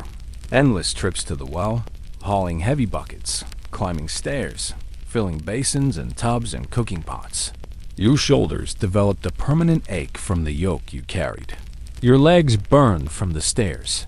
But you didn't stop because the castle needed water constantly. For cooking, for washing, for drinking, for everything. As dawn broke properly and the castle truly woke, the activity intensified. The knights rose and headed to the courtyard for training. The craftsmen opened their workshops and began their projects. The steward emerged with his ledgers and tablets, ready to count and record. The noble family prepared for their day of managing, judging, and ruling. The morning meal, when it was taken, was simple for most. Bread and ale, perhaps cheese. The nobles might have cold meats or eggs. But many people, especially servants, worked through the morning without eating, their bodies running on yesterday's food and sheer necessity. The hours between dawn and midday were the most productive. The light was good. People were relatively fresh, and work needed to be accomplished before the main meal of the day. You worked steadily, whatever your task. Scrubbing, hammering, stirring, carrying, mending. The specific task varied, but the intensity didn't. Midday was marked by another bell, calling people to sext, the noon prayer. Many didn't attend the service itself, but used the bell as a signal to pause. The main meal of the day was served around this time, usually between midday and early afternoon. This meal was the most substantial. For nobles, it might include multiple courses: meat, fish on fast days, vegetables, bread, wine. For household officers and knights, it meant decent portions of similar food, if less fancy. For servants, it meant whatever was left, served in a communal space, eaten quickly. The meal itself was a display of hierarchy. The lord and lady sat at the high table, elevated on a dais. Below them, at long tables, sat their officers, knights, and important servants in descending order of importance. The lowest servants ate standing or sitting on the floor, or took their food elsewhere entirely. After the meal came a brief rest period. The nobles might retire to their chambers. Some people napped. Others used the time for personal tasks, mending clothes, gossiping, or just sitting in rare stillness. But this break was short, perhaps an hour at most. The afternoon brought a second wave of work. Craftsmen continued their projects. Servants cleaned up from the meal, then moved on to other tasks. Laundry needed doing. Animals needed tending. Repairs needed making. The castle was like a living organism that required constant maintenance to keep functioning. For the lord, afternoons might involve administrative work, meeting with his steward, hearing petitions, settling disputes. Or he might ride out to inspect his lands, visit villages, hunt. The lady spent her afternoons managing the household, overseeing servants, working on embroidery or other genteel tasks, and handling the endless social obligations of her position. As evening approached, marked by the Vespers bell, the pace began to slow. Not because work stopped, but because daylight was fading and most work required light. Craftsmen closed their workshops. Outdoor workers came inside. The kitchen, however, intensified its activity, preparing the evening meal. This evening meal was lighter than the midday one, but still required preparation and service. As people ate, the atmosphere relaxed slightly. The day's work was mostly done. Conversations happened. Sometimes there was entertainment, a minstrel singing, someone telling stories, people playing games. But for servants, the evening meant more work. Dishes to wash, halls to sweep, fires to bank, chamber pots to empty, animals to settle for the night. You worked until the last nobleman went to bed, and sometimes longer. The final bell of the day rang for Compline, the last prayer service. By then, most people were already lying down, exhausted. You found your sleeping spot, wrapped yourself in whatever covering you had, and fell asleep almost instantly. But sleep wasn't uninterrupted. The castle never fully slept. Guards walked the walls. The baker started his work in the middle of the night, preparing dough for morning bread. Someone was always tending fires, checking on sick animals, dealing with emergencies. The castle had a night shift, and if you were part of it, your schedule was inverted. Your life lived in shadows and silence. The rhythm changed with the seasons. Summer days were long, work hours extended to use all available light. Winter days were short or compressed into fewer hours, but no less intense. The type of work changed too. Spring meant planting and repairs. Summer meant harvest preparation. Autumn meant bringing in crops and storing food. Winter meant survival, staying warm, making stored food last. The rhythm also changed with events. A feast day meant disrupted schedules, extra work for some, rest for others. A visit from another noble meant preparation, performance, showing the castle at its best. A war meant the garrison mobilizing, supplies being gathered, routines completely upended. Within this broader rhythm were countless smaller patterns. The cook's rhythm of meal preparation, the blacksmith's rhythm of heating, hammering, cooling, the laundress's rhythm of hauling, scrubbing, wringing, hanging. Each person moved through their day following a pattern learned through repetition, their bodies knowing when to start each task almost without thought. There were no weekends. Sunday was a day of rest, supposedly, but only in the sense that some work was forbidden. You still needed to eat, so food was prepared. Animals still needed care. Emergencies still happened. For many servants, Sunday was just another day, perhaps slightly less exhausting, but not actually restful. The calendar was marked by religious festivals and agricultural cycles, not by numbered dates. You didn't know it was March 15th. You knew it was 2 weeks after St. Chad's Day, or 3 weeks before Easter, or the time when the first lambs were being born. Time was organic, tied to natural and spiritual rhythms rather than abstract measurements. This created a different relationship with time than we have now. You didn't worry about being late because there was no precise time to be late for. You just needed to complete tasks before the next bell, or before dark, or before the Lord asked for something. Time was flexible, but also relentless. There was always something to do, always another task waiting. And yet, within this endless cycle of work, there were pockets of time that belonged to you. A few minutes sitting in the sun, a conversation with a fellow servant while carrying water, a moment watching the stars before sleep.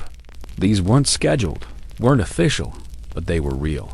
They were the moments when you stopped being a function of the castle and became a person again, briefly. The castle's rhythm shaped you. Your body adapted, becoming strong in specific ways. Water carriers developed powerful shoulders and legs. Scullery maids developed tough hands and strong backs. Knights developed reflexes and endurance. Your sleep patterns adapted to your schedule. Your hunger adapted to your meal times. You became a creature of the castle, molded by its demands. And when you died, the rhythm continued without you. Someone else took your place, learned your tasks, fell into your pattern. The castle didn't mourn individual losses. It couldn't afford to. It just absorbed them and kept moving bell after bell, dawn after dawn, season after season, year after year. The castle in crisis. When systems fail, the castle's complex interdependence meant it was always vulnerable. When one system failed, the effects cascaded, and everyone felt it. These crises revealed both the fragility of the castle hierarchy and the resilience of the people who made it work. Famine was the most common crisis. A bad harvest, whether from drought, flood, or disease, meant less food. The Lord's stores, meant to last through winter, wouldn't stretch. Decisions had to be made about who ate and how much. The Lord ate well, always. His family ate well. The noble guests ate well. This wasn't cruelty, exactly, though it was cruel. It was preservation of the hierarchy. If the Lord appeared weak or hungry, his authority weakened. Authority required the appearance of plenty, even in scarcity. But below the nobles, rationing began. The steward calculated carefully. The knights got reduced portions. The servants got less. The lowest servants got scraps. People went hungry, truly hungry, their stomachs cramping, their bodies weakening. Work became harder because everyone was undernourished, but the work still had to be done. In extreme famine, the Lord might distribute charity, opening his stores to feed not just his household but local peasants. This wasn't just kindness, it was politics. A Lord who let his people starve risked rebellion. Better to share some grain and maintain loyalty than hoard everything and face an uprising. But even charity had limits. If the famine lasted too long, if stores ran too low, even the Lord faced choices. Cut rations further, send people away, hope someone died to reduce the number of mouths. These weren't decisions anyone wanted to make, but they were made. Plague was worse than famine. Disease could sweep through the castle with terrifying speed. People woke healthy and collapsed by evening. They developed fevers, swellings, lesions. They died screaming or quietly, but they died fast and in numbers. The first response to plague was always prayer. The chaplain led services, begging God's mercy. People confessed sins frantically, hoping repentance would save them.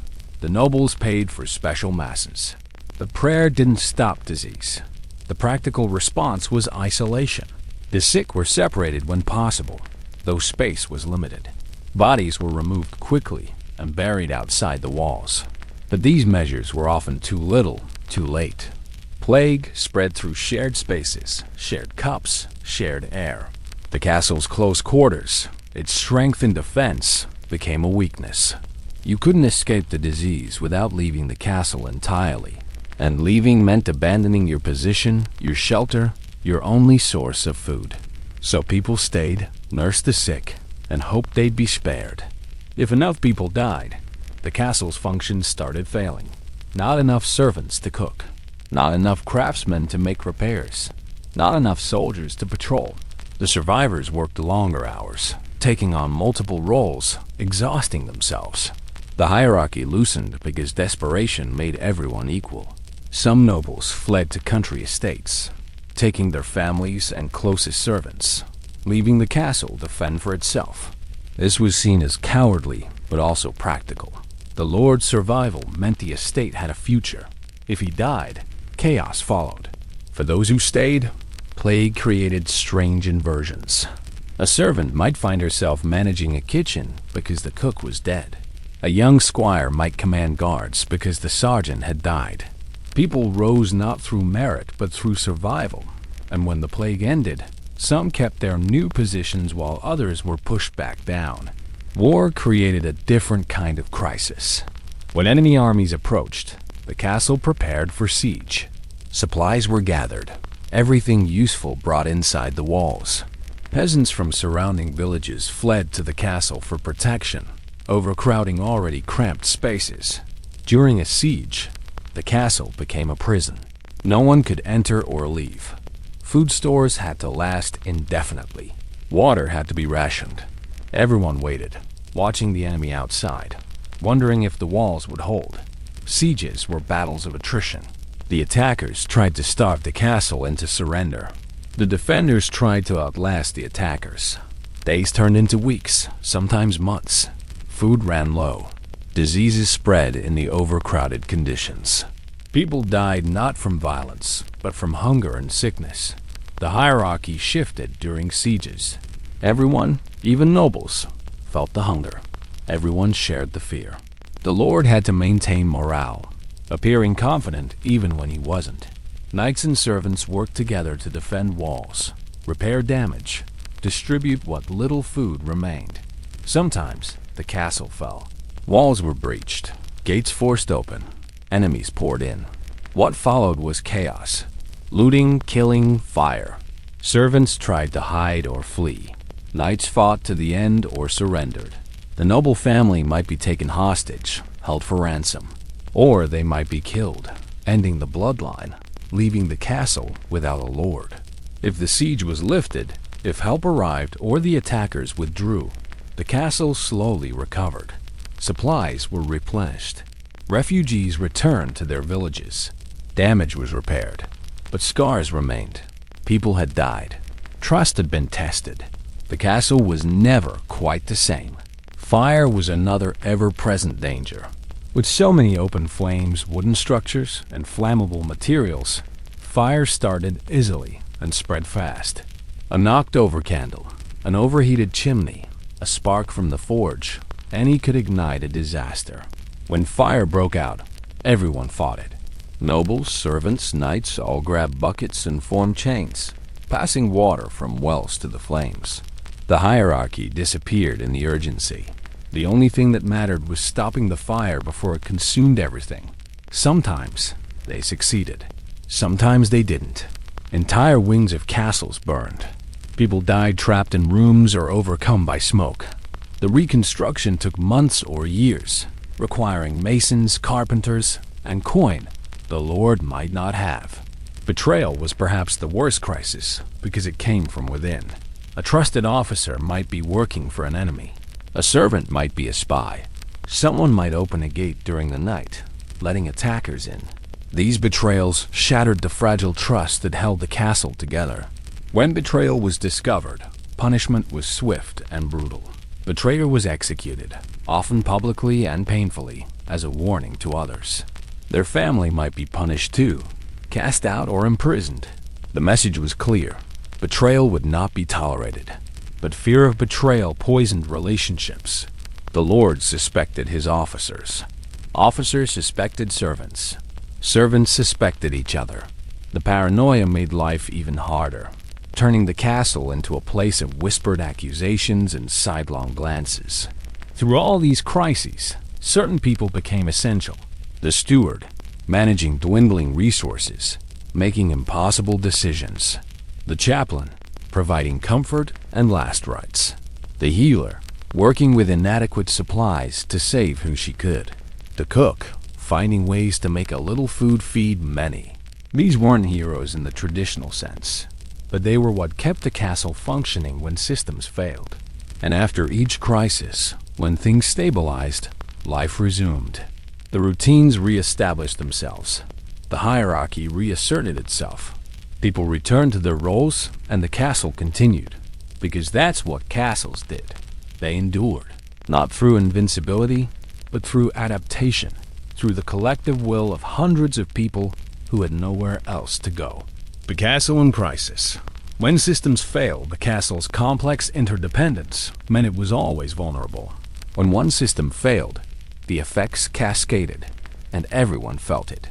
These crises revealed both the fragility of the castle hierarchy and the resilience of the people who made it work. Famine was the most common crisis. A bad harvest, whether from drought, flood, or disease, meant less food. The Lord's stores, meant to last through winter, wouldn't stretch. Decisions had to be made about who ate and how much. The Lord ate well, always. His family ate well.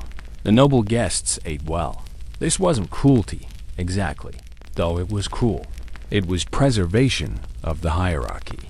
If the Lord appeared weak or hungry, his authority weakened. Authority required the appearance of plenty, even in scarcity. But below the nobles, rationing began. The steward calculated carefully. The knights got reduced portions. The servants got less. The lowest servants got scraps. People went hungry, truly hungry, their stomachs cramping, their bodies weakening.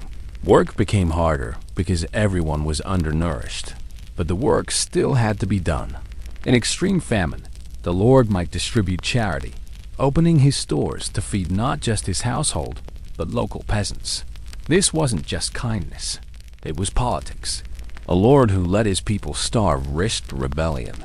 Better to share some grain and maintain loyalty than hoard everything and face an uprising. But even charity had limits. If the famine lasted too long, if stores ran too low, even the Lord faced choices. Cut rations further. Send people away. Hope someone died to reduce the number of mouths. These weren't decisions anyone wanted to make, but they were made. Plague was worse than famine. Disease could sweep through the castle with terrifying speed. People woke healthy and collapsed by evening. They developed fevers, swellings, lesions. They died screaming or quietly, but they died fast and in numbers. The first response to plague was always prayer. The chaplain led services, begging God's mercy. People confessed sins frantically, hoping repentance would save them. The nobles paid for special masses. But prayer didn't stop disease. The practical response was isolation. The sick were separated when possible, though space was limited. Bodies were removed quickly and buried outside the walls. But these measures were often too little, too late. Plague spread through shared spaces, shared cups, shared air. The castle's close quarters, its strength in defense, became a weakness. You couldn't escape the disease without leaving the castle entirely, and leaving meant abandoning your position, your shelter, your only source of food. So people stayed, nursed the sick, and hoped they'd be spared. If enough people died, the castle's functions started failing. Not enough servants to cook, not enough craftsmen to make repairs, not enough soldiers to patrol. The survivors worked longer hours, taking on multiple roles, exhausting themselves. The hierarchy loosened because desperation made everyone equal. Some nobles fled to country estates, taking their families and closest servants, leaving the castle to fend for itself. This was seen as cowardly, but also practical. The lord's survival meant the estate had a future. If he died, chaos followed.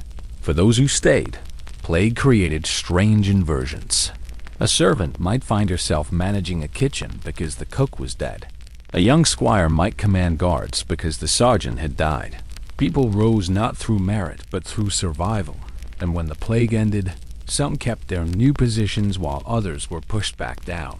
War created a different kind of crisis. When enemy armies approached, the castle prepared for siege. Supplies were gathered, everything useful brought inside the walls. Peasants from surrounding villages fled to the castle for protection, overcrowding already cramped spaces. During a siege, the castle became a prison. No one could enter or leave. Food stores had to last indefinitely. Water had to be rationed. Everyone waited, watching the enemy outside, wondering if the walls would hold. Sieges were battles of attrition. The attackers tried to starve the castle into surrender. The defenders tried to outlast the attackers. Days turned into weeks, sometimes months. Food ran low. Diseases spread in the overcrowded conditions. People died not from violence, but from hunger and sickness. The hierarchy shifted during sieges. Everyone, even nobles, felt the hunger. Everyone shared the fear. The Lord had to maintain morale, appearing confident even when he wasn't. Knights and servants worked together to defend walls, repair damage, distribute what little food remained. Sometimes the castle fell. Walls were breached, gates forced open, enemies poured in. What followed was chaos. Looting, killing, fire. Servants tried to hide or flee. Knights fought to the end or surrendered. The noble family might be taken hostage, held for ransom, or they might be killed, ending the bloodline, leaving the castle without a lord. If the siege was lifted, if help arrived or the attackers withdrew, the castle slowly recovered. Supplies were replenished. Refugees returned to their villages. Damage was repaired, but scars remained. People had died. Trust had been tested. The castle was never quite the same. Fire was another ever-present danger. With so many open flames, wooden structures, and flammable materials, fire started easily and spread fast.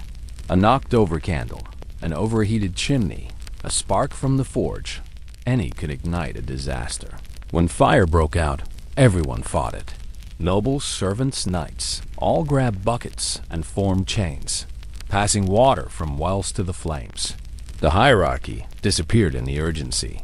The only thing that mattered was stopping the fire before it consumed everything. Sometimes they succeeded. Sometimes they didn't. Entire wings of castles burned. People died trapped in rooms or overcome by smoke. The reconstruction took months or years, requiring masons, carpenters, and coin the Lord might not have. Betrayal was perhaps the worst crisis because it came from within. A trusted officer might be working for an enemy. A servant might be a spy. Someone might open a gate during the night, letting attackers in. These betrayals shattered the fragile trust that held the castle together. When betrayal was discovered, punishment was swift and brutal. The traitor was executed, often publicly and painfully, as a warning to others. Their family might be punished too, cast out or imprisoned. The message was clear. Betrayal would not be tolerated, but fear of betrayal poisoned relationships. The Lord suspected his officers. Officers suspected servants. Servants suspected each other. The paranoia made life even harder, turning the castle into a place of whispered accusations and sidelong glances. Through all these crises, certain people became essential. The steward, managing dwindling resources, making impossible decisions. The chaplain, providing comfort and last rites. The healer, working with inadequate supplies to save who she could. The cook, finding ways to make a little food feed many. These weren't heroes in the traditional sense, but they were what kept the castle functioning when systems failed. And after each crisis, when things stabilized, life resumed. The routines re-established themselves. The hierarchy reasserted itself. People returned to their roles, and the castle continued. Because that's what castles did. They endured, not through invincibility, but through adaptation, through the collective will of hundreds of people who had nowhere else to go. The castle as organism. When all the pieces moved together, the castle, for all its hierarchy and cruelty, was a single living system. Every person, from the lord to the lowest servant, was a necessary part. Remove any piece, and the whole machine faltered. The Lord made decisions, but he relied on the steward to implement them. The steward managed accounts, but he needed servants to carry out orders. Servants needed craftsmen to maintain tools. Craftsmen needed the kitchen to feed them. The kitchen needed the scullery maids to wash pots. The scullery maids needed the water carrier. The water carrier needed the well to be maintained by the mason. Around and around, each depending on the next. This interdependence wasn't warm or friendly. It was cold necessity, but it bound everyone together. The Lord understood that starving his servants meant no one to work. The servants understood that the Lord's power protected them from outside threats. Everyone was trapped in the same web. When something broke in this system, the effects rippled. A bad harvest meant less food, which meant weaker workers, which meant less productivity, which meant more strain on remaining workers. A plague that killed servants left gaps that couldn't be filled. A lord who overtaxed his people risked rebellion or desertion. The castle adapted constantly. When the cook died, a new one was promoted. When a servant fled, another was found or forced to do double work. When the steward embezzled and was caught, he was replaced. The system bent, strained, but rarely broke entirely. There was a rhythm to castle life that everyone knew. Dawn brought fires lit and water hauled. Morning brought tasks assigned and work begun. Midday brought meals served and brief rests. Afternoon brought continued labor. Evening brought more meals, accounting, and preparation for the next day. Night brought exhausted sleep. This rhythm changed with seasons. Winter meant less outdoor work, but more work maintaining warmth. Summer meant harvest frenzy. Spring meant planting and repairs. Autumn meant storage and preparation. It also changed with events. Wars mobilized the garrison and strained supplies. Feasts required weeks of preparation.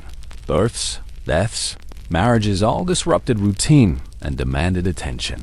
Within the castle walls, hundreds of small dramas played out daily. Affairs, betrayals, alliances, grudges. But these personal stories rarely threatened the system. The castle absorbed them, adapted, and continued. What did threaten the system were larger forces. Famine that couldn't be overcome. Plague that killed too many. War that destroyed fields and burned stores. Political shifts that left the Lord without royal support. These crises exposed the castle's fragility. When crisis came, everyone's role intensified.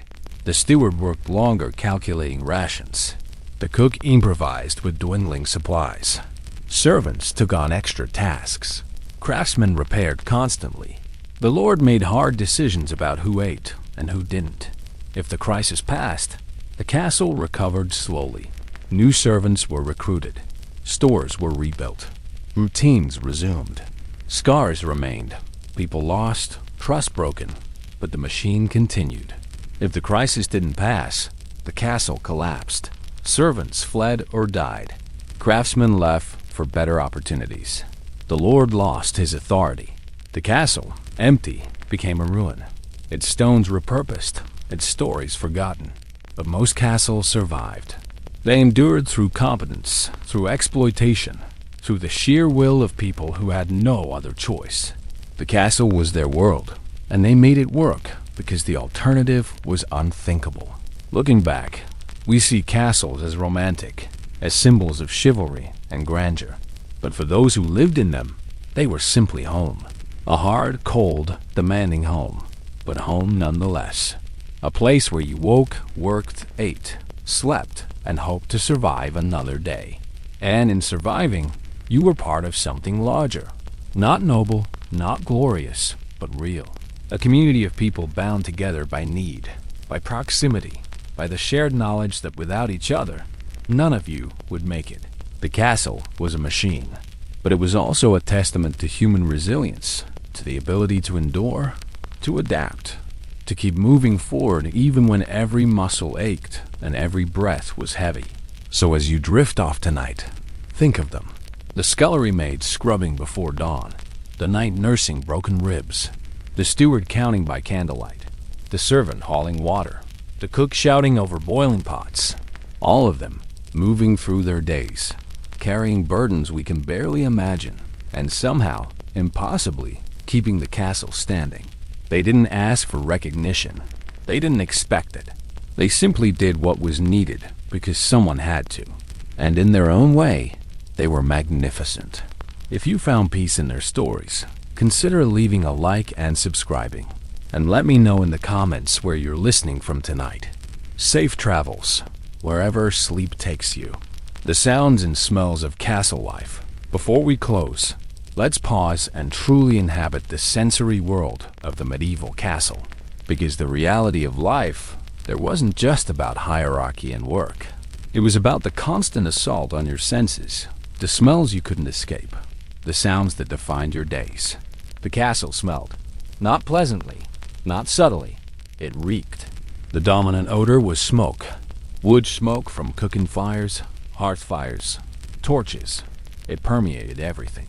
Your clothes, your hair, your skin. You woke smelling of smoke and went to bed the same way. It was so constant you stopped noticing, but visitors always commented on it, wrinkling their noses as they entered. Beneath the smoke was human smell. Hundreds of people living in close quarters, bathing infrequently, wearing the same clothes for days or weeks. Sweat, body odor, unwashed hair. The nobles masked it with perfumes and scented oils, but that just added another layer rather than eliminating the base smell. The servants simply lived with it, their own odors mixing with everyone else's in a collective funk. Then there were the animals. Horses in stables, their manure piling up until it was mucked out. Dogs everywhere, wet dog smell when it rained, dog waste in corners. Chickens, pigs, sometimes cattle, all contributing their particular fragrances. The kennels where hunting dogs lived were especially pungent, a mix of dog and raw meat and dried blood. The kitchens added their own aromasm. Roasting meat, which could smell wonderful when fresh but turned sickly when it was meat past its prime, being heavily spiced to hide the rot. Boiling cabbage and onions, sharp and penetrating. Burning fat from cooking, acrid and thick. And the ever-present scent of stale ale, spilled wine, and fermented things. The latrines contributed significantly to the castle's atmosphere. These were holes, sometimes over pits, sometimes leading to chutes down the castle walls. The smell rose, especially in summer heat, a nauseating wave of human waste that no amount of herbs or rushing could fully mask. You learned to breathe through your mouth when passing certain corridors. The chapel offered the only pleasant smells. Incense burned during services, frankincense and myrrh if the castle was wealthy, cheaper incenses if not. Beeswax candles, a luxury, smelled sweet and clean compared to the tallow candles used everywhere else. These scents were associated with the divine, with cleanliness, with escape from the earthly stench. Illness added its own odors. The sick room smelled of sweat and urine and something else. Something sweet and wrong that signaled the body failing. Infection smelled putrid. Vomit and diarrhea from disease filled chambers with stenches that lingered long after the patient recovered or died. Death had a smell too. Bodies began decomposing quickly. In winter, they might be kept for days before burial, embalmed with herbs and wrapped in cloth. In summer, they had to be buried immediately. The scent of death, once smelled, was never forgotten. Sweet, rotten, unmistakable. The sounds of the castle created a constant symphony, never quite silent. Bells marked the hours and called people to prayer. Their ringing echoed off stone walls, sometimes beautiful, sometimes just loud. Bells at dawn, bells at noon, bells at sunset. Bells punctuating the day like a heartbeat. Voices filled every space. Shouting in the kitchen, the cook's voice rising above all others. Commands barked in the courtyard where knights trained. Conversations in corridors, often whispered because walls were thin and ears were everywhere. Laughter from the great hall during meals. Arguments between servants. Prayers chanted in the chapel. The castle was never quiet during waking hours. Metal sounds were constant. The clang of the blacksmith's hammer, rhythmic and steady. Swords and armor clanking as knights moved. Keys jangling from the steward's belt. Pots banging in the kitchen. Iron hinges creaking on heavy doors. Chains rattling when the portcullis was raised or lowered. Animal sounds added to the din. Horses whinnying and snorting. Dogs barking at intruders or at each other or at nothing. Chickens clucking and roosters crowing, always too early. Pigs squealing, especially at slaughter time. The hunting birds, hawks and falcons, screeching from their mews. Water sounds were everywhere. Wells creaking as buckets were raised. Water splashing into basins and tubs. Rain drumming on roofs, sometimes leaking through to drip steadily into strategically placed containers. In winter, icicles forming and breaking with sharp cracks. Footsteps echoed differently, depending on who walked. The lord's boots, confident and heavy. Knights' armored feet, clanking and purposeful. Servants' soft shoes, trying to be silent, often failing. Children running, their feet pattering like rain on stone. Old people shuffling, their steps hesitant and careful. At night the sound shifted. The castle quieted but never went silent. Guards walking the walls, their footsteps regular. Mice scurrying in the walls, gnawing on whatever they found. People snoring, coughing, turning in their sleep. Babies crying. The wind whistling through arrow slits and around towers. Timber settling and creaking as temperatures dropped. Sometimes there were screams. A woman in childbirth. A servant being punished. Someone having a nightmare. An alarm raised when a fire started or a stranger approached. These sounds cut through the normal noise, creating moments of sharp fear before life resumed. Music happened too, not constantly but enough to matter. Minstrels playing lutes and singing ballads. Servants humming while they worked. Children's voices raised in simple songs. During feasts, music filled the hall. Lutes, drums, flutes, voices joining in familiar tunes.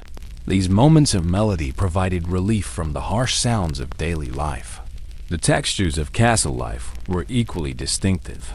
Stone was everywhere. Cold, hard, unyielding. You touched it constantly, resting your hand on walls as you climbed stairs, sitting on stone benches, kneeling on stone floors during prayer.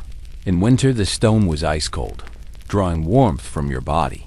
In summer, it was merely cool, a relief from heat.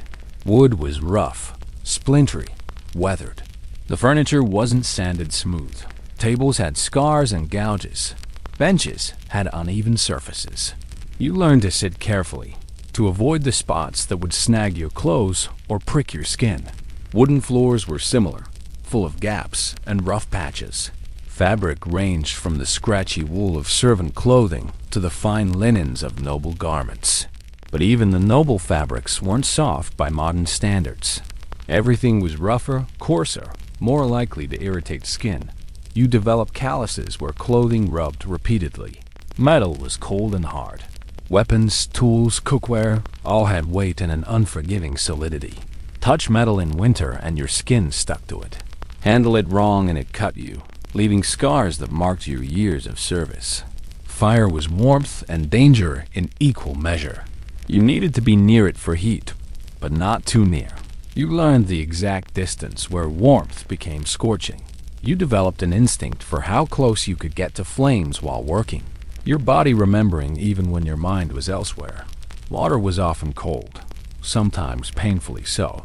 Drawing well water in winter meant plunging your hands into liquid just above freezing. Washing clothes in the stream meant hands that went numb within minutes. Even drinking water was rarely warmed unless you were ill. Food textures were distinctive.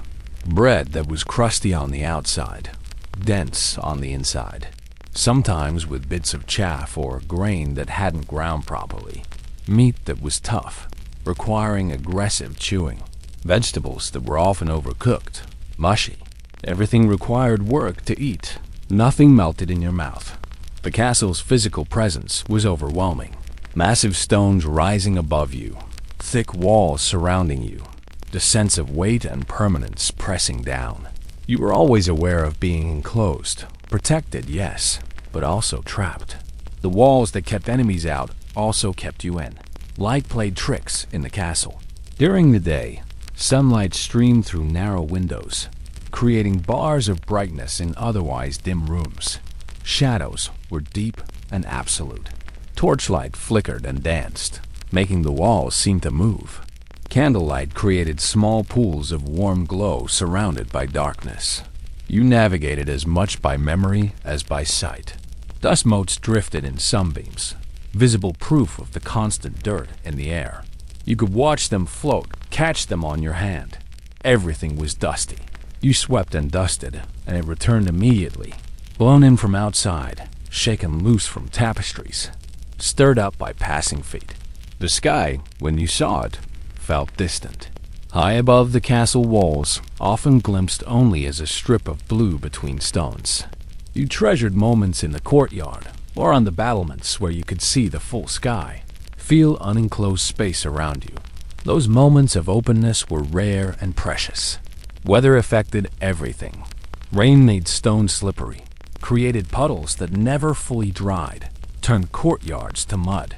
Snow was beautiful but deadly, making surfaces treacherous, trapping people inside, cutting off supplies. Wind howled around towers, found every crack and crevice, made fires dance and doors slam. Heat in summer turned upper floors into ovens, made armor unbearable, caused tempers to fray. The seasons marked themselves in sensory ways. Spring smelled of mud and new growth, sounded of birds returning and lambs bleating. Summer blazed with heat, smelled of hay and flowers, buzzed with insects. Autumn was harvest chaos, the smell of ripe grain, the taste of fresh apples, the sound of geese honking overhead as they migrated. Winter was cold silence, the crunch of frozen ground, the smell of stored food slowly going bad, the sight of breath fogging in frigid air. Living in a castle meant your senses were constantly engaged, often assaulted. You learned to tune out some things, the constant smell of smoke, the background noise of other people. But you also learned to notice others, the smell that meant fire, the sound that meant danger, the texture that meant something was wrong. Your body adapted to castle life in ways you didn't fully realize. Your hands toughened. Your hearing sharpened to catch conversations or warnings. Your sense of smell became able to detect subtle differences that mattered. Fresh water versus stale, good meat versus spoiling. Your feet learned to navigate uneven stone floors in the dark. You became part of the castle's sensory landscape too. Your footsteps added to the daily rhythm. Your voice joined the chorus of shouts and murmurs. Your body contributed to the collective smell. You were both observer and participant, both noticing the castle and being noticed by it. And at the end of the day, when you finally lay down to sleep, the sensory assault didn't fully stop. You still smelled smoke. You still heard distant sounds. You still felt the hardness of your bed. But exhaustion overcame it all, and you slept deeply and immediately until the morning bell rang and the cycle began again.